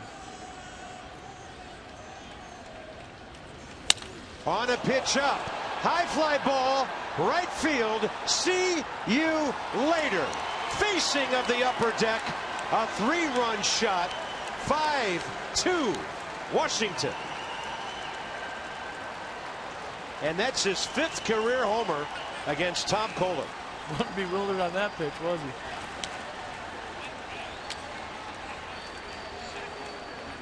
Almost like he stepped out and said, okay, you want to play hardball with me and throw me the fastballs? He went up there maybe with a curveball game plan, had to change his game plan to the fastball, and boy, did he ever. And you had a feeling he was due. Rally Kenny G. Bryce Harper 28th to take the league lead again. 83rd career home run and a monster shot. This all happened with 2 outs, with Escobar and Worth going up the middle and Harper going long. Right on the barrel of his saxophone. It's just like you saw him mentally changing his game plan as that at-bat went. That's why I saw the bewildered look. I mean, when you see a guy every single day, you kind of know their mannerisms. And he saw a lot of curveballs his first 2 at-bat. He took that first pitch fastball, swung through the second pitch, saw the third pitch at him, said, okay, you want to play fastball with me? I'll do that. Almost like he changed his game from slow to hard and made him pay. What a swing. 0-2 to Zimmerman. Ryan takes one outside. The Nationals with their 97th home run of the year. Bryce Harper has 28 of those. Zimmerman's hit 5. And that's the big shot you've been looking for. 2 men on base. Ryan Zimmerman can't reach that breaking ball. But a lot of things happening after 2 outs. So the Nats have scored 5 runs in the last 2 innings against Tom Kohler as Bryce Harper takes him, I mean, deep again.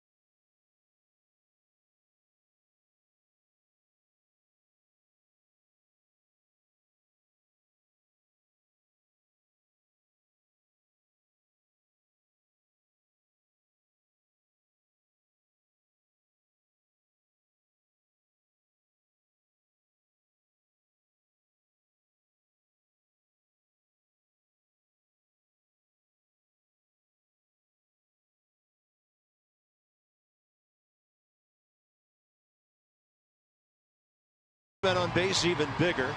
Nats have one of their biggest leads of this road trip right now.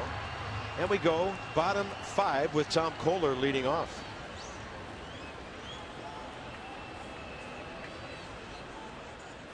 Yeah, the pitcher was coming up last inning, but maybe remember Suzuki being thrown out between 2nd and 3rd on that hit last inning that tied the game. Nats cut off the throw and got him, and then boom, a 3-spot 1/2 inning later. We'll give you Nel Escobar credit, give Jason Worth credit for keeping the line moving, and then maybe even Ryan Zimmerman credit behind Bryce Harper, who lined out to second his first time up, hit a deep fly ball to second his second time up. So now, even though there's 2 guys on, you got to pitch to Bryce Harper. He has some protection to former Ryan Zimmerman. So right there, it looked like he was sitting off speed. Late on the fastball, maybe off speed again. And right here, we saw his reaction between pitches, almost kind of like, all right, you want to hardball me? Let's do this. And he did. Home run number 28, Nats take the lead. You can change your game plan in the course of an at-bat. I don't know what Bryce was thinking, but just based on experience and the way he took that first fastball down the middle and what Kohler had done to him previously tonight, almost like, okay, I'm going to sit on a curveball this time. He's been known to sit on a pitch, and changed it to fastball with 2 strikes, caught it out front. 5-2 lead. 0-1 to D. Gordon now. Keep this guy on base, and you've set yourself up for a couple of more innings here with the lead.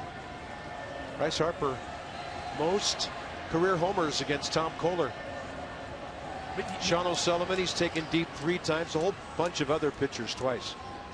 But a tie ball game, even with a base open, the base was second, Carp, and a right-hander on deck. You've seen guys bounce, bounce, bounce. Bryce Harper walks. I want the right-on-right matchup. But because Ryan Zimmerman's had 2 solid at-bats tonight, Kohler felt like he had to pitch to Bryce Harper. He did, and he paid the price. And that's the point that we were talking about last week, that for Bryce to get into the Triple Crown race in terms of the RBIs, he needed these guys back in the lineup. All due respect to the guys who came off the bench and did a good job for a month or more, but you got to have Worth and Zimmerman and Rendon and guys like that around you to have the RBI opportunities Bryce got right there. Big name guys, prime time guys. It's just the way it is. 2-2 pitch with one out up the middle, and Pfister, even though he seemed to be backtracking a bit, able to grab that ball. 2 outs. DC Lexus dealers, they're donating $250 to the Children's National Health System for every home run a Nats player hits this season. It's for a wonderful cause. Lexus, the pursuit of perfection.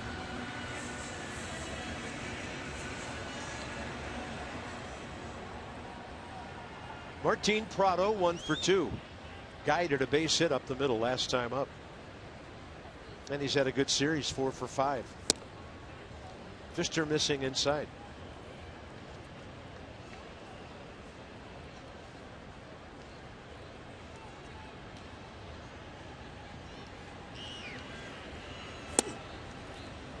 Ball 2.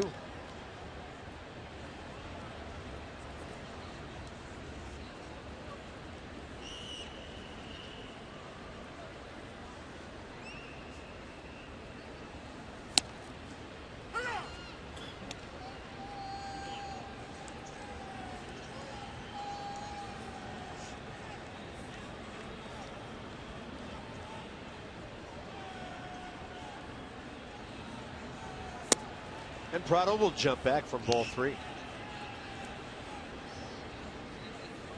Doug Pfister started this inning with 70 pitches, 40 strikes. He got the pitcher, he got Gordon, and now a tough contact guy here. Prado hits it right to Ian Desmond, who goes backhand. Set up for the throw beautifully, and Ian Desmond will be the leadoff hitter in the top of the 6th inning. Big triple got the Nats on the board a couple of innings ago. Ian Desmond, our Honda do-up, followed by Taylor and Lobaton.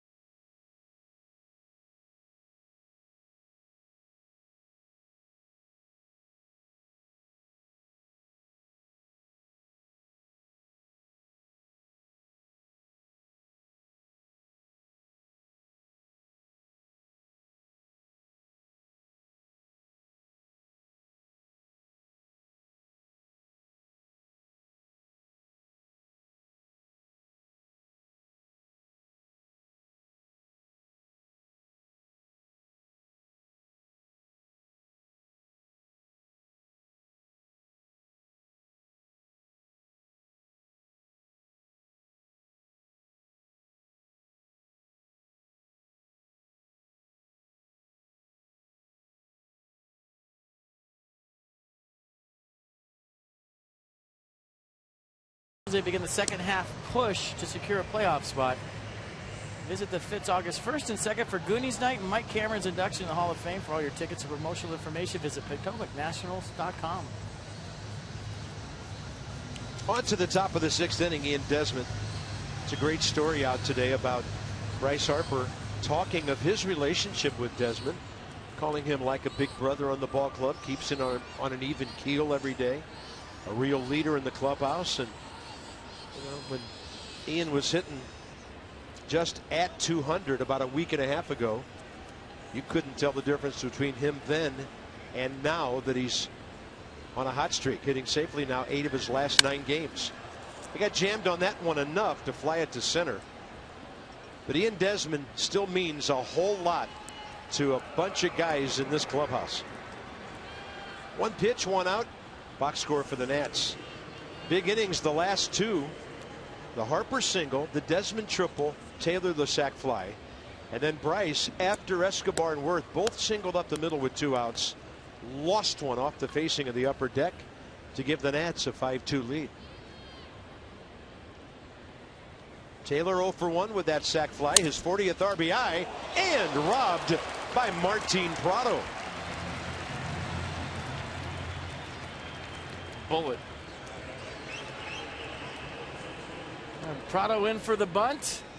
Michael Taylor with that short, compact swing, and just a reaction play by the Marlins third baseman. Robbing Michael Taylor of at least a single, who knows? Maybe more. Jose Lobaton.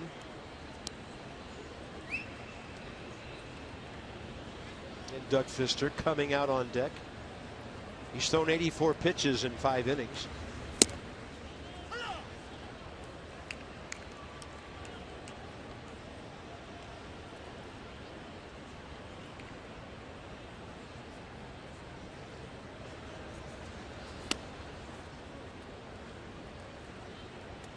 Like that third team in this trade might be the Braves, and that's where Michael Morse would be heading. With Matt Latos. Matt Latos would go to the Dodgers. Morse to the Braves. Wow. And it says the Dodgers are looking at Jim Johnson and Julio Teheran. And Lobaton is robbed.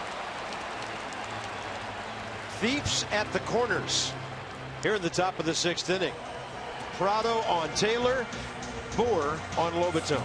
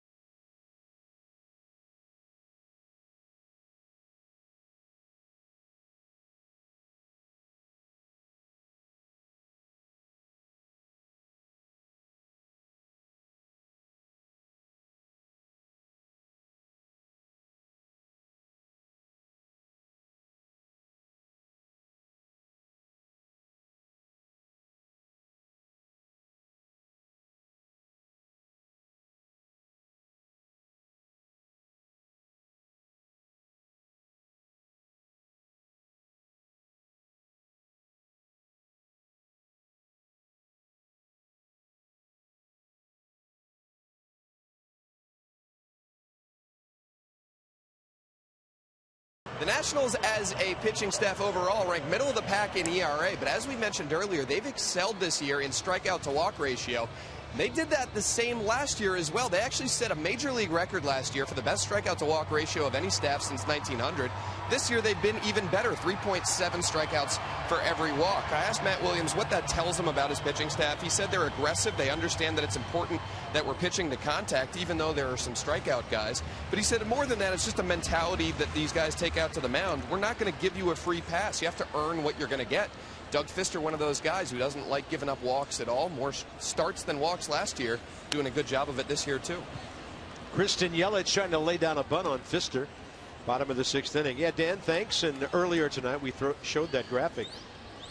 Best in the business with a 3.70. So last year's Carp was better, the best since 1900. And this year's, even though it's better, it's only the best since last year. Right? We'll set a new record every year, and you got a chance to win a lot of games.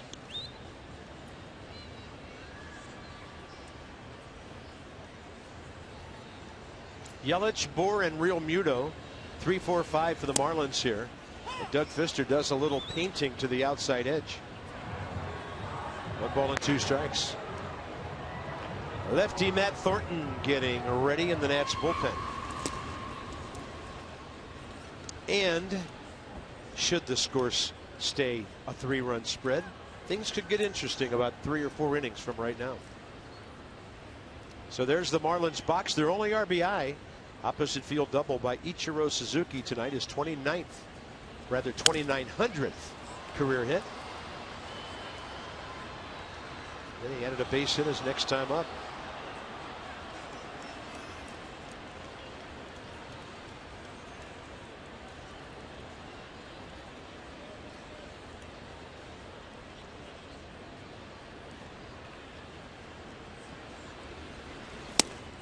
Got him. Doug Fister, 87 up and away. Yelich couldn't reach it. 4th K. Well, that's what Doug Fister's done so well throughout the course of his career, is ball down, then pop it up with 2 strikes. There's the 8th and the 9th, possibly tonight. Yeah, Jonathan Papelbon said today he talked to Drew Storn and said, look, I don't want to come over there unless you and your GM are okay with this whole thing. He and Drew have done some chatting about it. And then he proceeded to just talk about what a class individual Drew Storn has been. Talked to a lot of players that played with Papelbon today, and they all say he's great in the clubhouse. A great guy to be around, hilarious,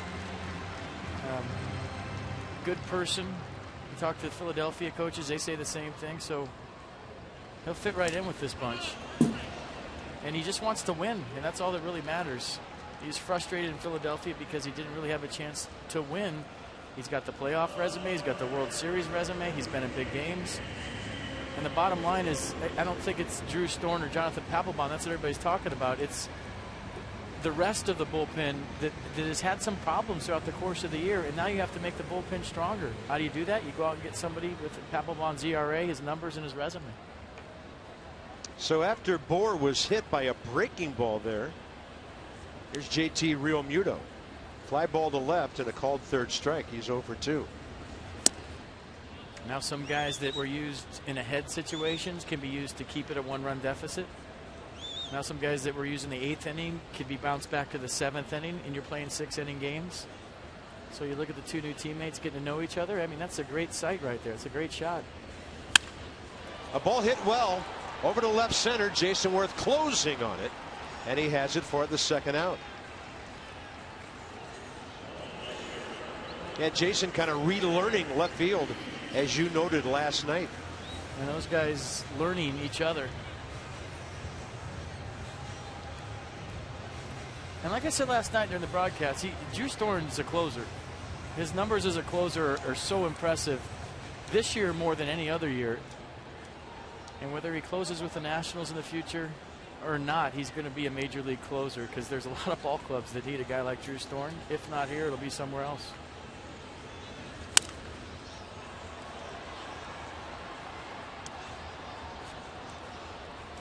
Dietrich hit by a pitch, a run scored, fly ball to center. Doug Fister trying to go at least 6 innings for the 9th time this year. This is his 14th start.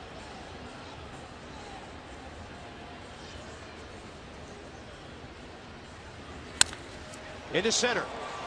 Back is Taylor, turning around, still on the move, and he grabs it. They might as well put gravestones out there for fly balls. They all die unless they are monstrously crushed.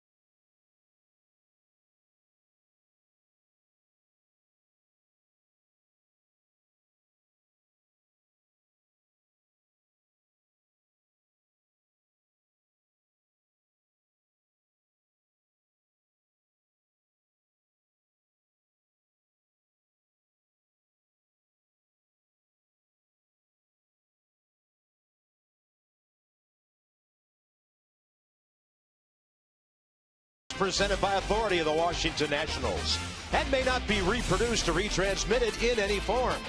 And the accounts and descriptions of this game may not be disseminated without the expressed written consent of the Washington Nationals.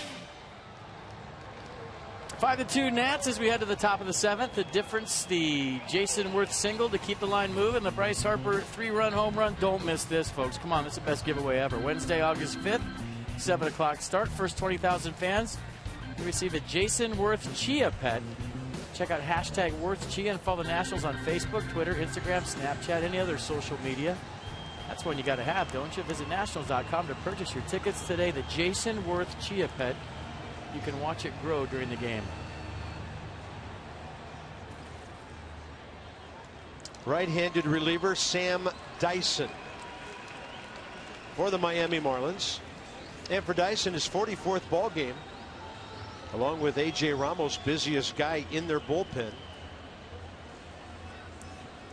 3.43 ERA. Tyler Moore will bat for Doug Fister, 7th inning underway. So Doug will go 6.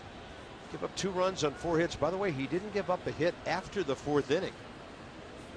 Walked 1, struck out 4.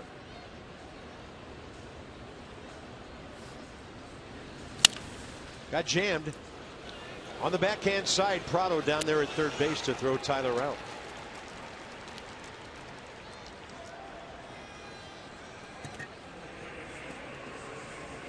Into the 9 o'clock hour now here in Miami. Nats on the Bryce Harper 3-run 5th inning homer with 2 outs have a 5-2 lead. You ready for a blockbuster deal? Can't wait. Mets have acquired Carlos Gomez from the Brewers for Wilmer Flores and Zach Wheeler. Wow, Zach Wheeler coming off Tommy John surgery, huh? Carlos Gomez. That's a big bat. That's going to add some personality to that team, and that's going to add on to Anthony Rendon's batting average. Right over the bag, down into the left field corner. This race is getting good, by the way. The Mets are loading up. They are going for it. Wow. All right. Watch the Anthony Rendon double. He's quick on the inside pitch last night. Very quick tonight. Foot down early. Timing's there. And he turns an 0 for 2 into a 1 for 3 with a double. Nice swing. Wow.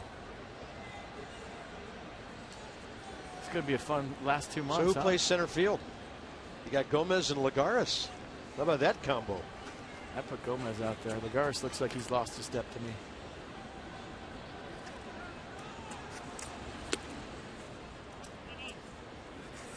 Escobar 1 for 3.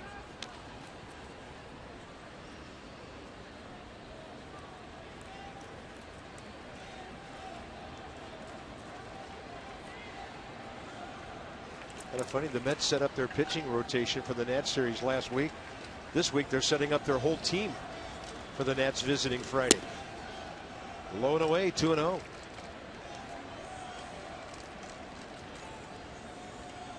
Escobar based it up the middle last time. It was big. 1 for 1 with a career RBI against Sam Dyson.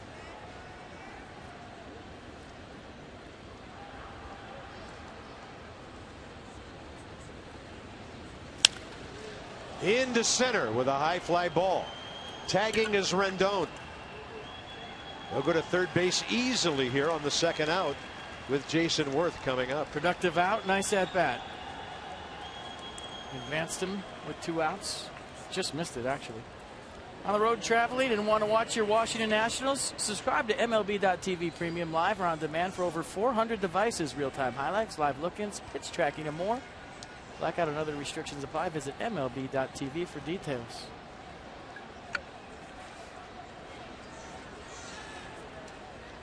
Jason Worth, 5 for 6 career against Sam Dyson with an RBI.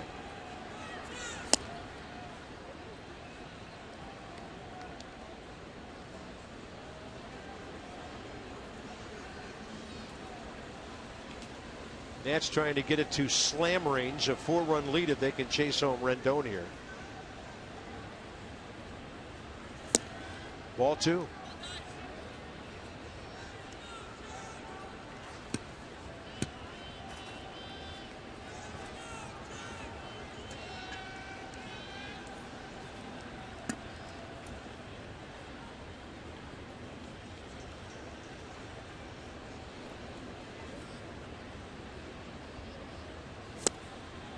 And Worth saw a pitch coming in toward him, 96 on the swing and miss.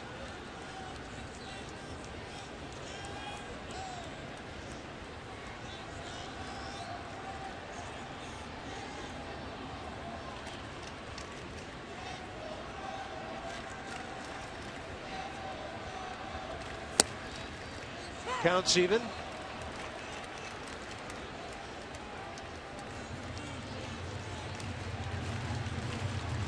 Just knowing Jason Moore's body language, I think he thought it was down, bottom of the zone on pitch track.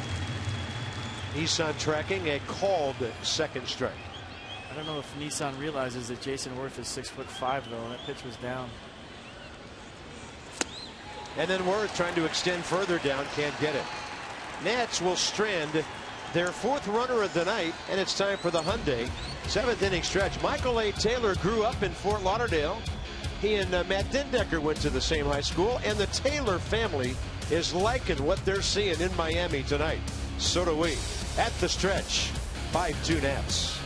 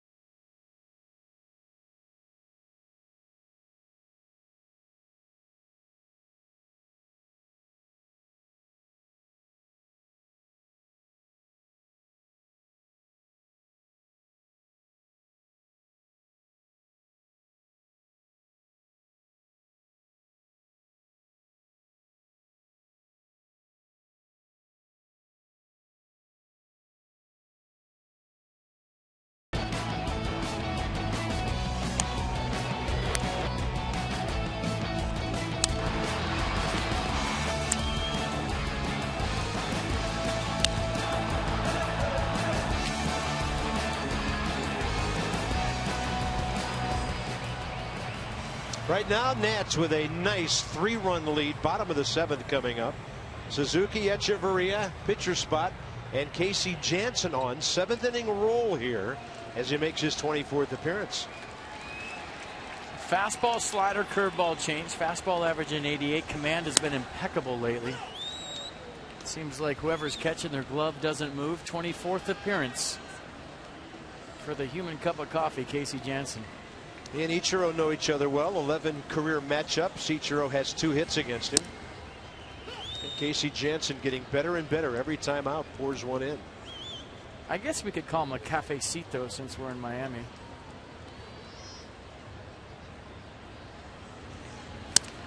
Breaking ball. Desmond to his left. Picks it, turns, throws, and Ryan Zimmerman stretches out at about 6'4" to stay on the bag. What a play by Ian Desmond. Suzuki could still run, so he knew he had to get rid of it quick. He didn't only do the spin move and get rid of it quick. He had something on it. Watch the velocity of this throw after he shows his back to Ryan Zimmerman and then throws a bullet that almost takes Zimmerman into the dugout. Look how hard Ian Desmond throws this ball. That was like a mid-90s fastball. Nice tiptoe work from Ryan Zimmerman at the end of the play. Nicely done on both ends. Next up, Adeiny Echeverria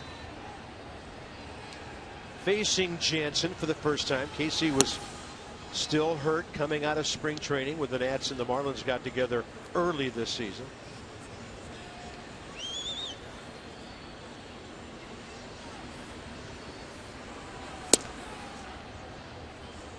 Outside 2-0. Well, this is how it's set up now. 6-inning ball games. Matt Williams, Mike Rizzo thinking if their ball club's ahead after 6, they got a great chance with Jansen, Storn, and Papelbon. All of a sudden, the game's much shorter when they have a 3-run lead or less. As that ball out to left center. Looked good off the bat, didn't it? But like a lot of balls in this ballpark, they don't look very good coming down.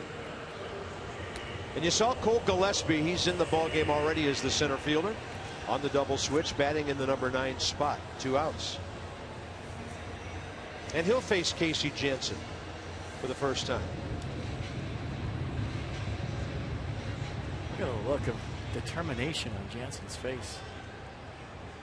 He's feeling it, huh? That confidence rising every outing. His command has been great. And the energy he brings to a ball game is just a positive every single time he's out there. Love his mound presence.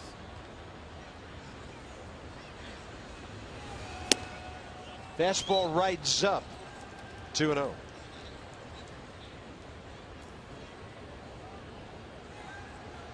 Echeverria 1 for 2 with an RBI tonight. 2 for 5. 2 driven in this series. He had a sac fly last evening. Now it's 3-0. Yeah, that ball's not working.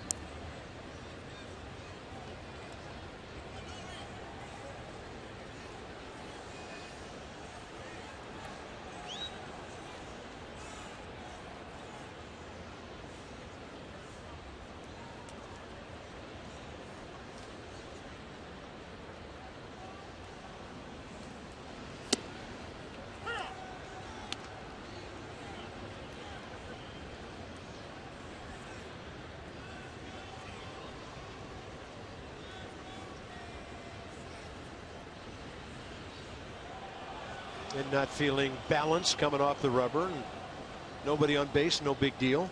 Shut it down.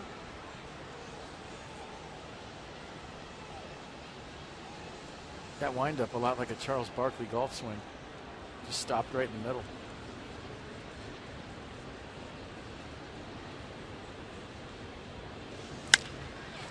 High fly ball right side.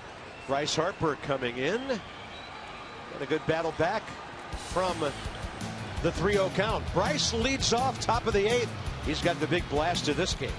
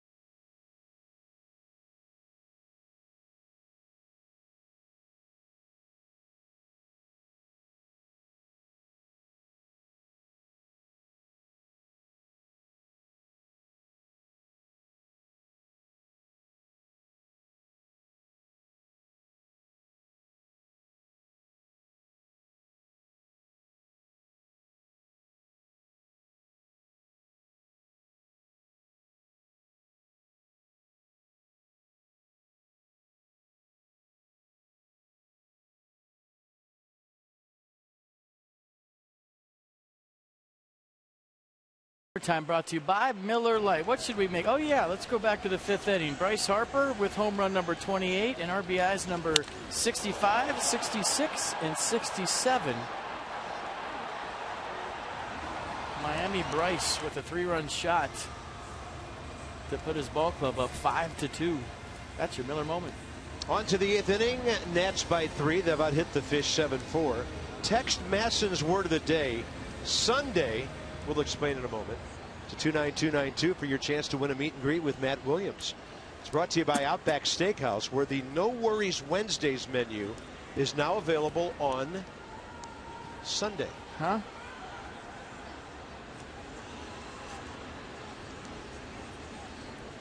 Harper against Dyson.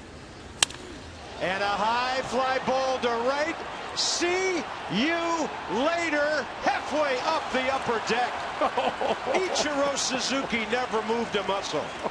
And that's number 29 for Bryce Harper. That's the farthest one of the year, folks. My goodness.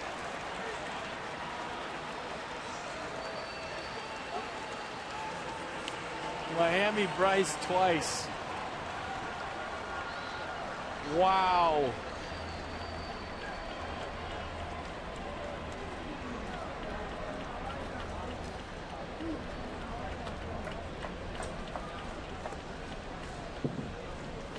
That one gave me goosebumps. That's as far as you can hit a baseball. My goodness. Up and into Ryan Zimmerman. The Nats lead 6-2. Young guy got the baseball. Bryce Harper has a 2-homer, 4 RBI night. And how about the damage he's done to the Marlins pitching staff this year? I mean, can I see that one 14 times, please? Watch the location right down the middle, and Bryce gets every bit of it. The balance, the coil, and the strike. And I don't care what that sign says, that's farther than 448. That ball was still traveling. I mean, where it hit, it's still gathering distance, so I don't know what the projection is, but that was a 500-footer if I ever saw one. Watch the swing again. Under control violence. Boom.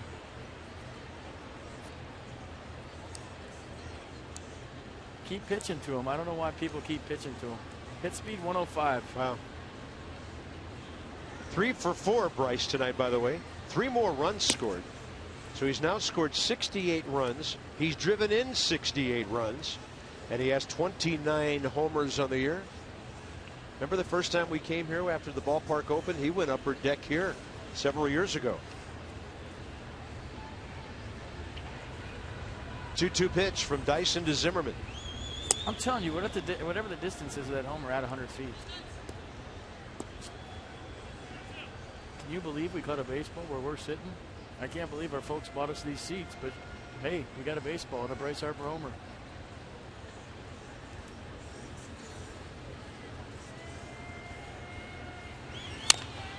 Yeah, they're thinking there are people in this ballpark who pay 10 times as much as we did for their tickets, and all they get is foul balls. Wow.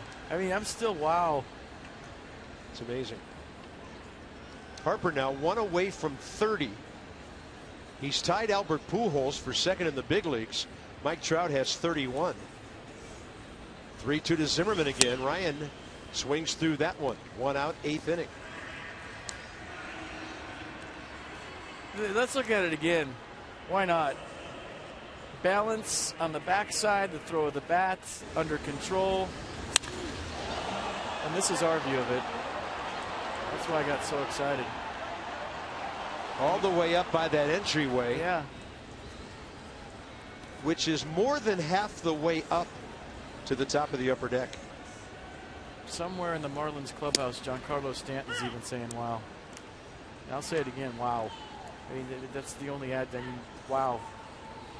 Oh, well, he's in the dugout. He can appreciate that. That's the Fartator Club, those two guys.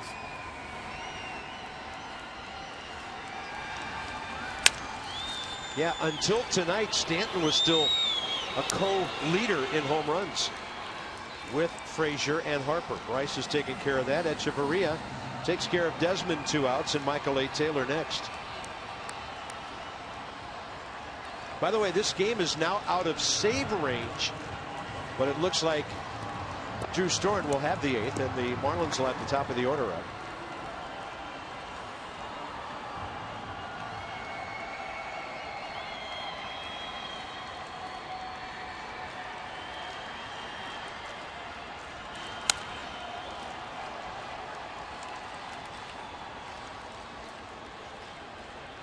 Michael's family travels well. We've seen them up in D.C. on a number of occasions. Hit .447 his senior year up the road in Lauderdale at Westminster Academy, a school that Matt Dendecker had gone to before that.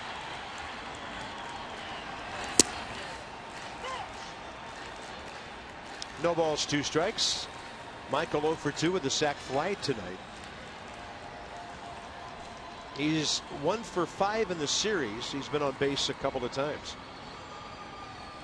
Robbed of a hit by PRADO last time up. And he hits one well to right. Ichiro going back and watching it fly out of here. You don't see many opposite field home runs in this ballpark. And Michael A. Taylor just hit his 9th of the year. That is very impressive. In front of the home folks, too. That's with a 5-run lead.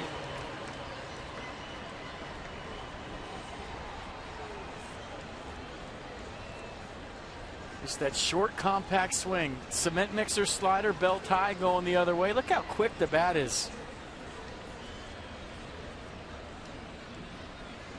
There's Jose Lobaton. Nationals lead 7-2. And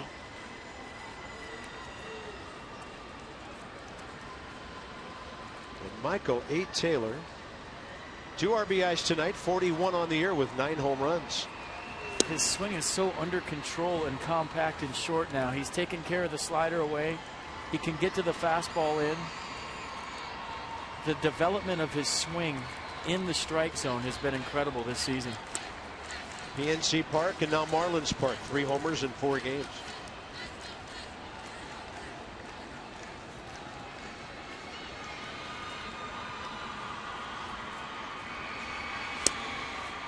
Two balls, 2 strikes to Jose Lobaton.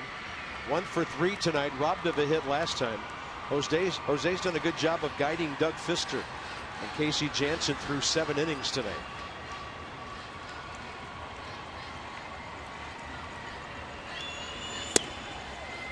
That's it for the 8th.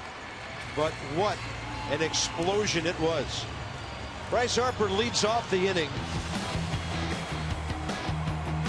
Watch it fly. Upper deck. 2 outs later, Michael A. Taylor, opposite field. It flies out of here. The Nats lead 7-2.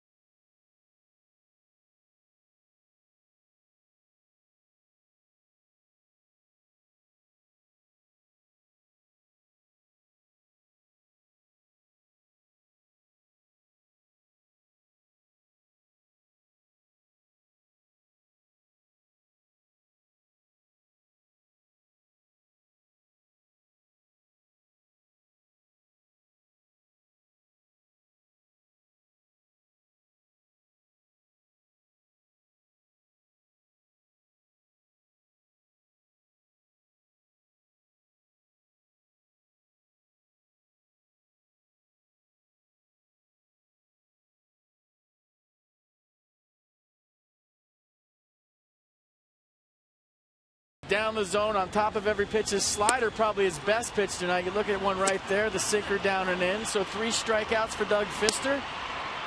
But more importantly, good tempo. Worked well with Jose Lobaton. Nicely done, Doug Fister. Now it's time for Toyota Keys for Kids. At Washington area Toyota dealers will help children and their families by making a donation of $37 to the Children's Inn at NIH for every strikeout by a Nats pitcher this season. Tater Club right there. Michael A. Tater.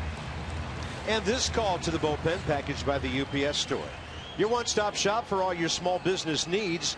Let us handle your mailbox service needs. We love logistics. Drew Storen, 8th inning. First pitch, foul ball off to the left from the bat of D. Gordon. D. Gordon is 4 for 4 career with an RBI against Drew Storen.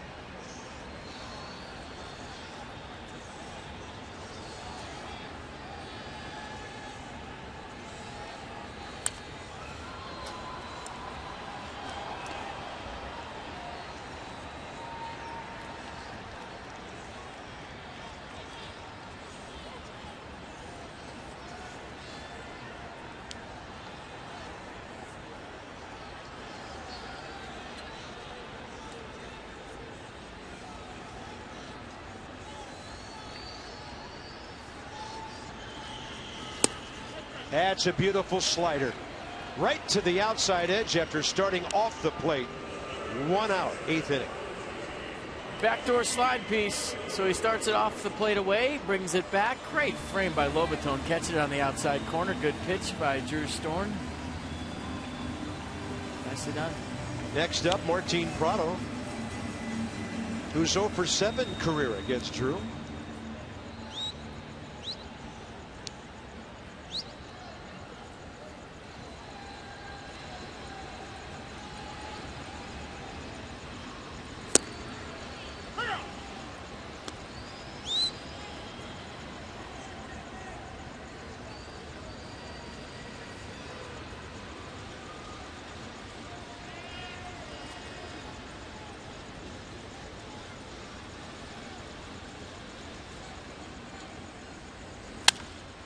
To the right side, gobbling that one up. Anthony Rendon, 2 outs. Just looking out there right now, I mean, it's hitting you.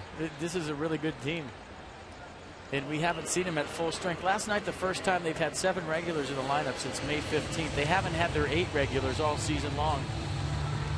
But you look at Worth, Taylor, Harper, the outfield, Papelbon in the bullpen, Escobar having a great year, Desmond swinging it better lately, Rendon back, Ryan Zimmerman looks good at the plate.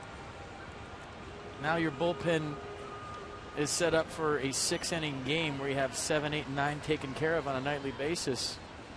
I mean, this is big-time game on. We said at the beginning of this thing, it's time to giddy up. Well, you're kind of getting a sneak peek tonight of what it could be like the last 2 months if everything clicks and this team gels and heads in the right direction. They definitely have the talent to win this division by a lot. Kristen Yelich, the hitter. And Drew Storen just throwing the ball beautifully. Yelich 0 for 3 career against Drew. He's 0 for 3 tonight. By the way, it's the 6th inning in New York. Padres lead there by the same score. The Nats lead here 7-2. Justin Upton and Yonder Alonso have gone deep in that game. Offsetting 2 Lucas Duda home runs.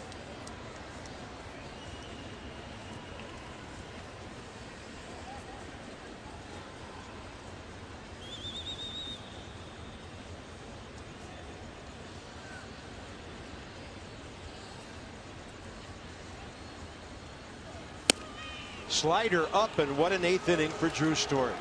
2 strikeouts, around a ground ball. On to the 9th. It's all Nats.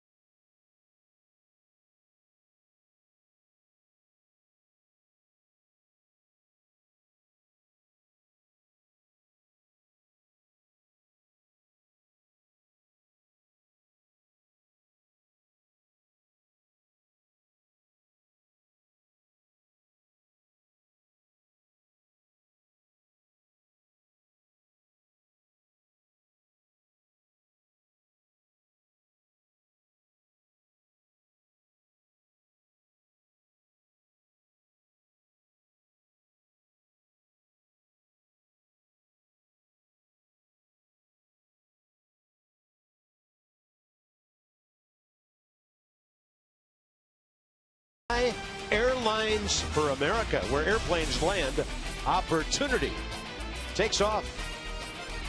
Beautiful skyline of Miami downtown. We're just a couple of miles west over in Little Havana, the site of the old Orange Bowl here at Marlins Park. How about some Geico highlights? Should we show you Bryce Harper again? There's home run number 28 from Bryce Harper. That made it a 5-2 game, and this one is home runs number 29, 30, 31, 32, and 33. Actually just counted for one, but it should have counted for about 5 because he hit the living daylights out of that baseball. And for the Marlins now, 27-year-old Andre Rienzo. 28 games, 21 starts in 2 years with the White Sox before the Marlins picked him up for left-handed pitcher Dan Jennings last December. Nats see him for the first time. Dan Uggla, the former Marlin, is the pinch hitter. Uggla as a pinch hitter this year. 4 hits, 1 RBI. 1 ball, 1 strike, 9th inning underway.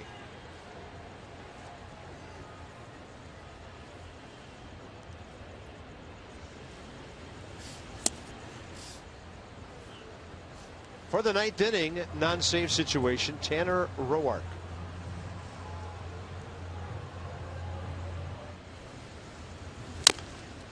And a chopper that gets Uggla in the foot. 2 balls, 2 strikes. Well, Bryce's home run was incredible. So was Michael Taylor's. But you were kind of half hoping to see Jonathan Papelbon tonight, weren't you, in a save opportunity? I wanted to blow out, but I kind of want to see him get his feet wet as a National tonight. But hey, he's going to have his chances. Squeezing the rubber ball out there. I'm with you. There's a ton of curiosity on the part of all of us to see how he does when he gets out there.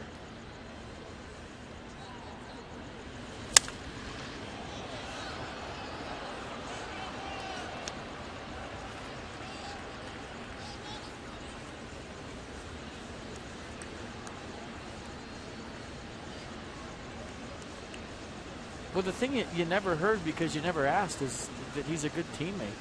And as a player, from a player's standpoint, in the clubhouse, on a winning ball club that's won 2 championships in the last 3 years, that's important. Yeah, the numbers are great. You can sit here and break it down from an analytical standpoint. And what he's done, the resume is incredible. But how do you gel with a ball club? And remember all the reports on Yunel Escobar coming into this season. A lot of people saying that, you know, there were times when he was rough to be around, or whatever they said about him were rumors. I mean, and what you've seen from Yunel Escobar, that's why you have to always judge a teammate by what you see with your eyes, not with what you hear. And I think, I'm talking to fans from a fan standpoint. We heard some things about Yunel Escobar that were less than flattering. He's been amazing this year. He's been one of the hardest working guys on the team. He's always out taking ground balls. He grinds out every at-bat. He hustles every day. He's been in the lineup, except for a few times this year. So, same goes for Papelbon. I mean, he's part of the Nats now, and you have to welcome with open arms. Whatever you think, if he's going to help you as a fan and us as broadcasters and that ball club, more importantly, in the first base dugout, win a ring, then we all have to be all in until we see differently. Well put. He's a Nat now. Whatever's happened before that, who cares? Yeah. He's not a Philly.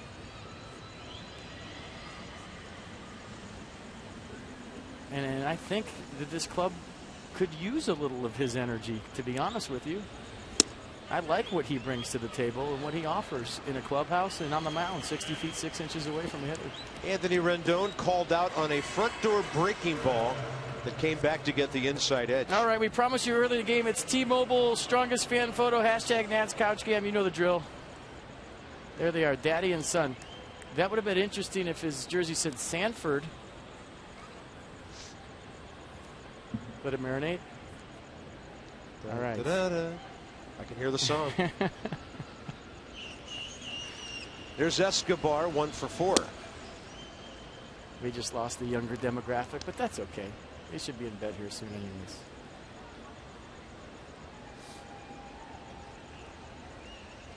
He's still here.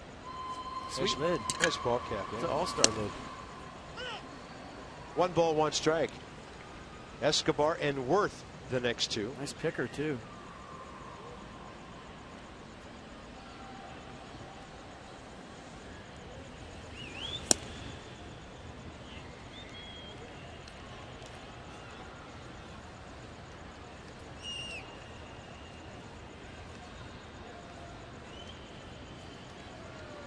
7-2 Nats. They've out hit the Marlins 9-4. Escobar pulls one hard left side. They're trying to go around the horn with a 5-4-3 double play, and that'll get this ball game into the bottom of the ninth. Tanner Roark, 3 outs to get the Nats back even.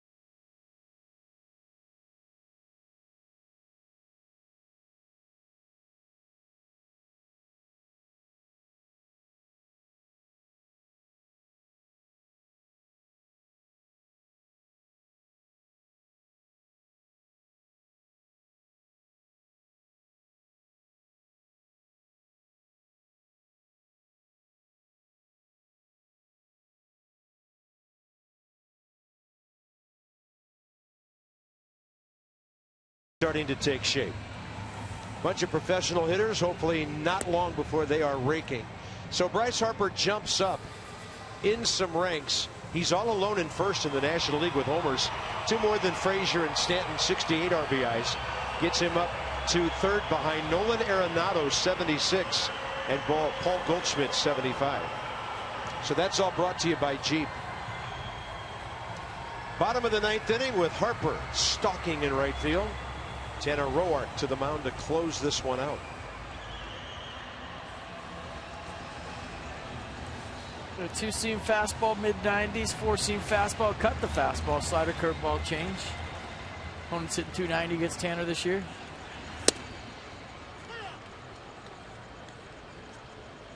I think where Bryce separates himself from Paul Goldschmidt in the MVP race is just by his teammates winning the division. Nats go to the playoffs, they win the East for the 3rd time in 4 years. You know, it's the most valuable player unless the Diamondbacks get hot in the second half. Buster Posey might have something to say about that in San Francisco as well. Tanner Roark with a curveball down around the feet of Justin Bour. 1 ball, 2 strikes here. Bour 1-for-1 career against Tanner.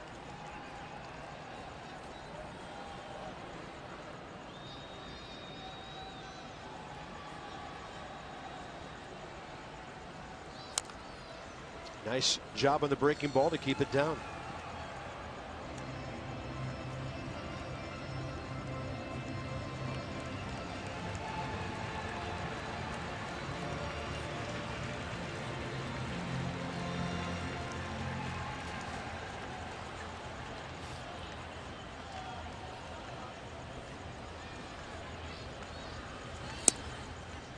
Tried to paint the outside edge with the fastball, and it's 2-2.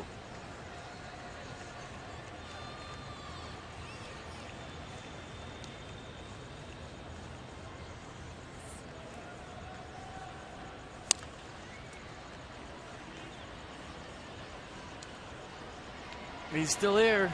He's not a Brave. He's not a Dodger. He's sort of a Marlin. He's kind of half a fish. Or a fish out of water. Strange indeed. Weird day for those guys, huh?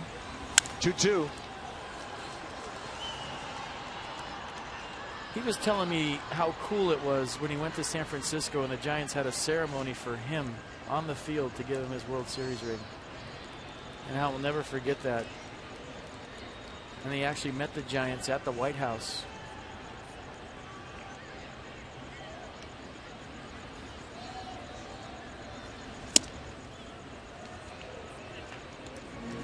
You hear a lot of little things about the way the Giants go about their business, don't you? Yep. I mean, it's easy for people to say, well, yeah, they won 3 World Series. Pretty easy to be nice to everybody. But they've been doing this for a long time. No accident what they've done, really. Leadoff walk, bottom of the 9th, Justin Bour. Only the second walk issued by the Nats tonight. Next up, it'll be JT Realmuto. And then on deck will be Casey McGee.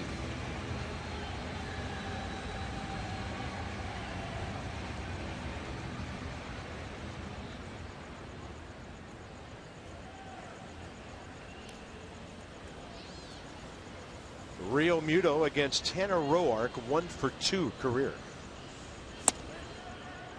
Good looking 93 right in there.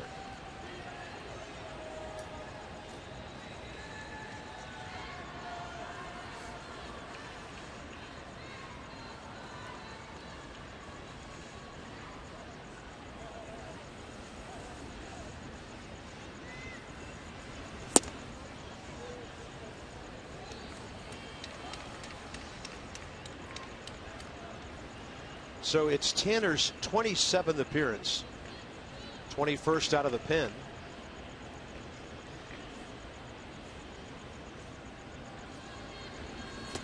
And that breaking ball misses low and away.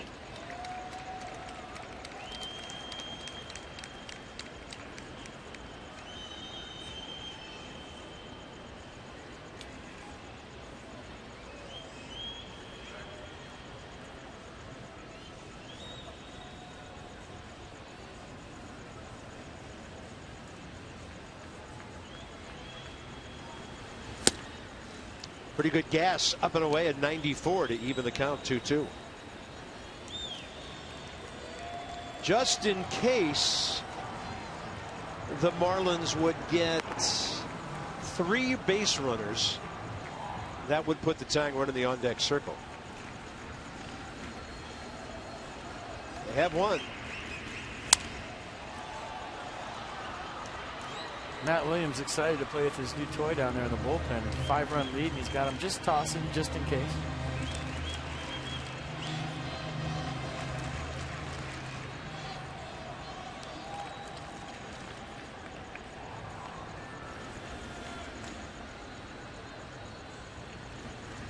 Big breaking ball. That ball hammered into the left field corner, and it hooked foul.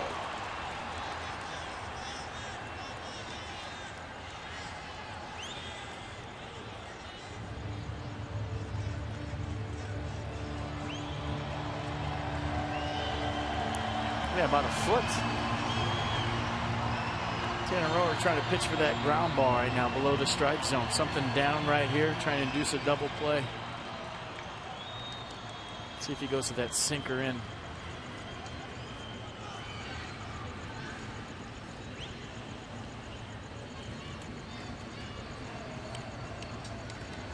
And a 2-2.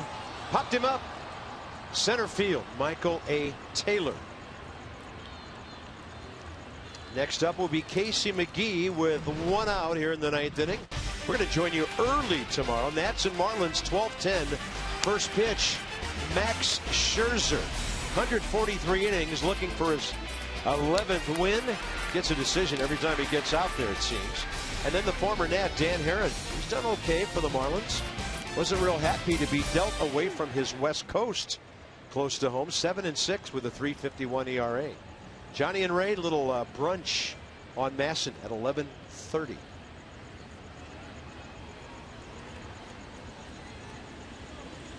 Casey McGee against Tanner Roark is 3 for 9 career with an RBI.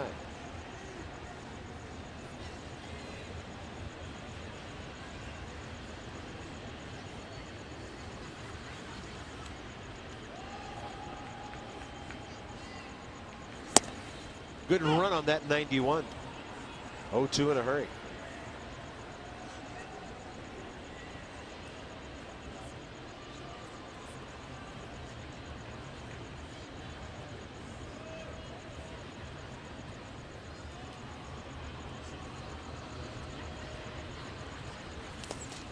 A bouncer and a very good block by Jose Lobaton.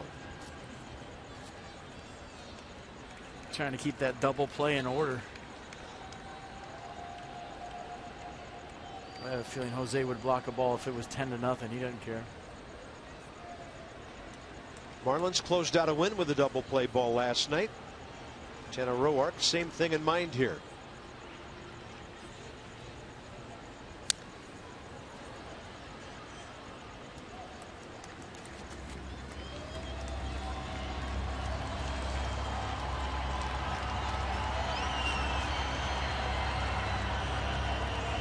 I mean, you never know what happens tomorrow with Max Scherzer, but you feel like the rubber match is here tonight with him going tomorrow.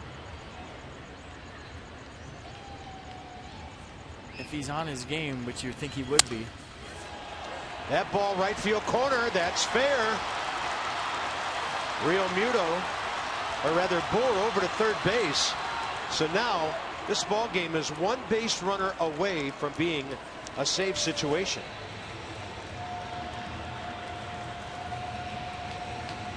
That should get Jonathan Papelbon thrown a little bit harder down in the Nats bullpen.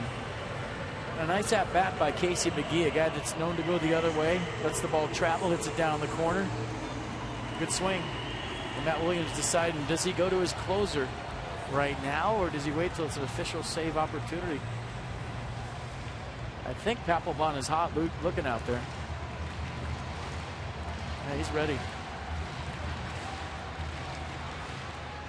One more hitter. And that hitter is Ichiro, who's 2 for 3 tonight. And the last time he was up, he really gashed one up the middle, and Ian Desmond took a hit away from him. Against Tanner Roark, 0 for 2. Breaking ball, he pulls it foul.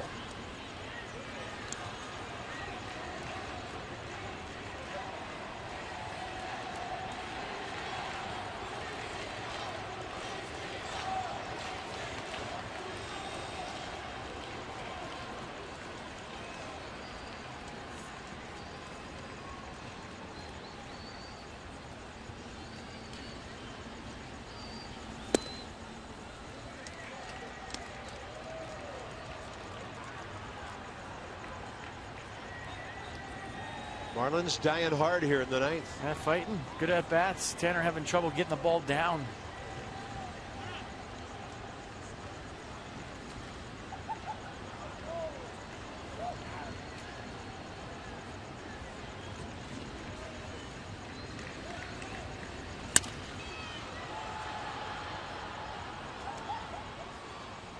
And the pitch that he used to use as the punch-out pitch as a starter last year, it hasn't been there consistently for him this year. That's that front hip sinker that he used to throw right at lefties and run back. And maybe that's a tough one to get a feel for out of the bullpen or with all the jobs he's had this year. But that was his go-to pitch with 2 strikes right there, that pitch. And he got him. Delayed call by Ben May. Ichiro can't believe it. Walks away without a word. 2 outs. And that's one of the better ones he's thrown this year. Might have been at the top of the strike zone. Ichiro, a tough guy to strike out, but watch him start it off the plate in and run it back at a great frame by Lobaton. It was in pitch track. And Ichiro couldn't pull the trigger on the front hip sinker. Nice pitch by Roark. And from the side camera, it looked like the ball was just above belt high. So here's Echeverria with 1 out to go for Tanner Roark. He is 3 for 14 career against the Nats right-hander. Outside for a ball.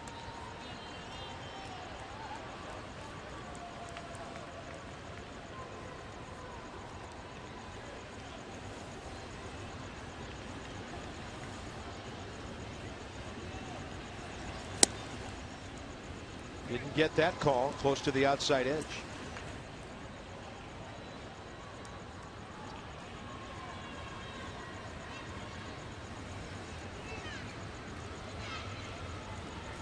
A 7-2 ball game, 2 outs, bottom of the ninth.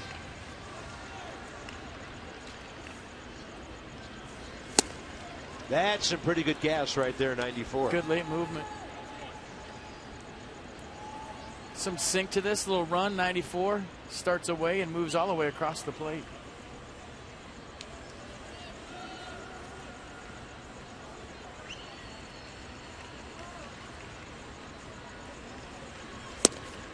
Great breaking ball to the outside edge, and the count's 2-2. 8th inning now in New York, still 7-2 San Diego. 9th inning here, same score. Nats trying to put this one away.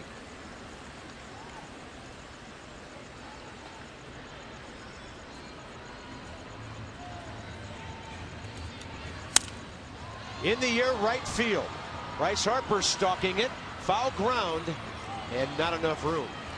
The wall gets real tall there, Bryce. There's no chance to reach over for anything there. And we're so okay with Bryce Harper not going full Josh Donaldson mode right there. Staying away from walls.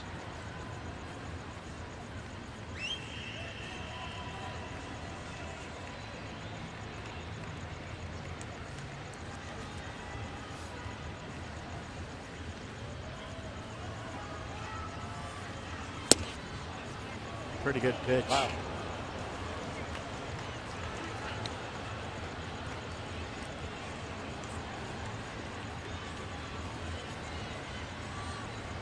Tried to run it back, almost the same pitch he threw to Ichiro. Just stayed inside of here, it looks like. 31 pitches this inning. And a 3-2 into center. Michael A. Taylor going back, and the Nats are back even in this series. Doug Fister came up big tonight. Bryce Harper came up huge.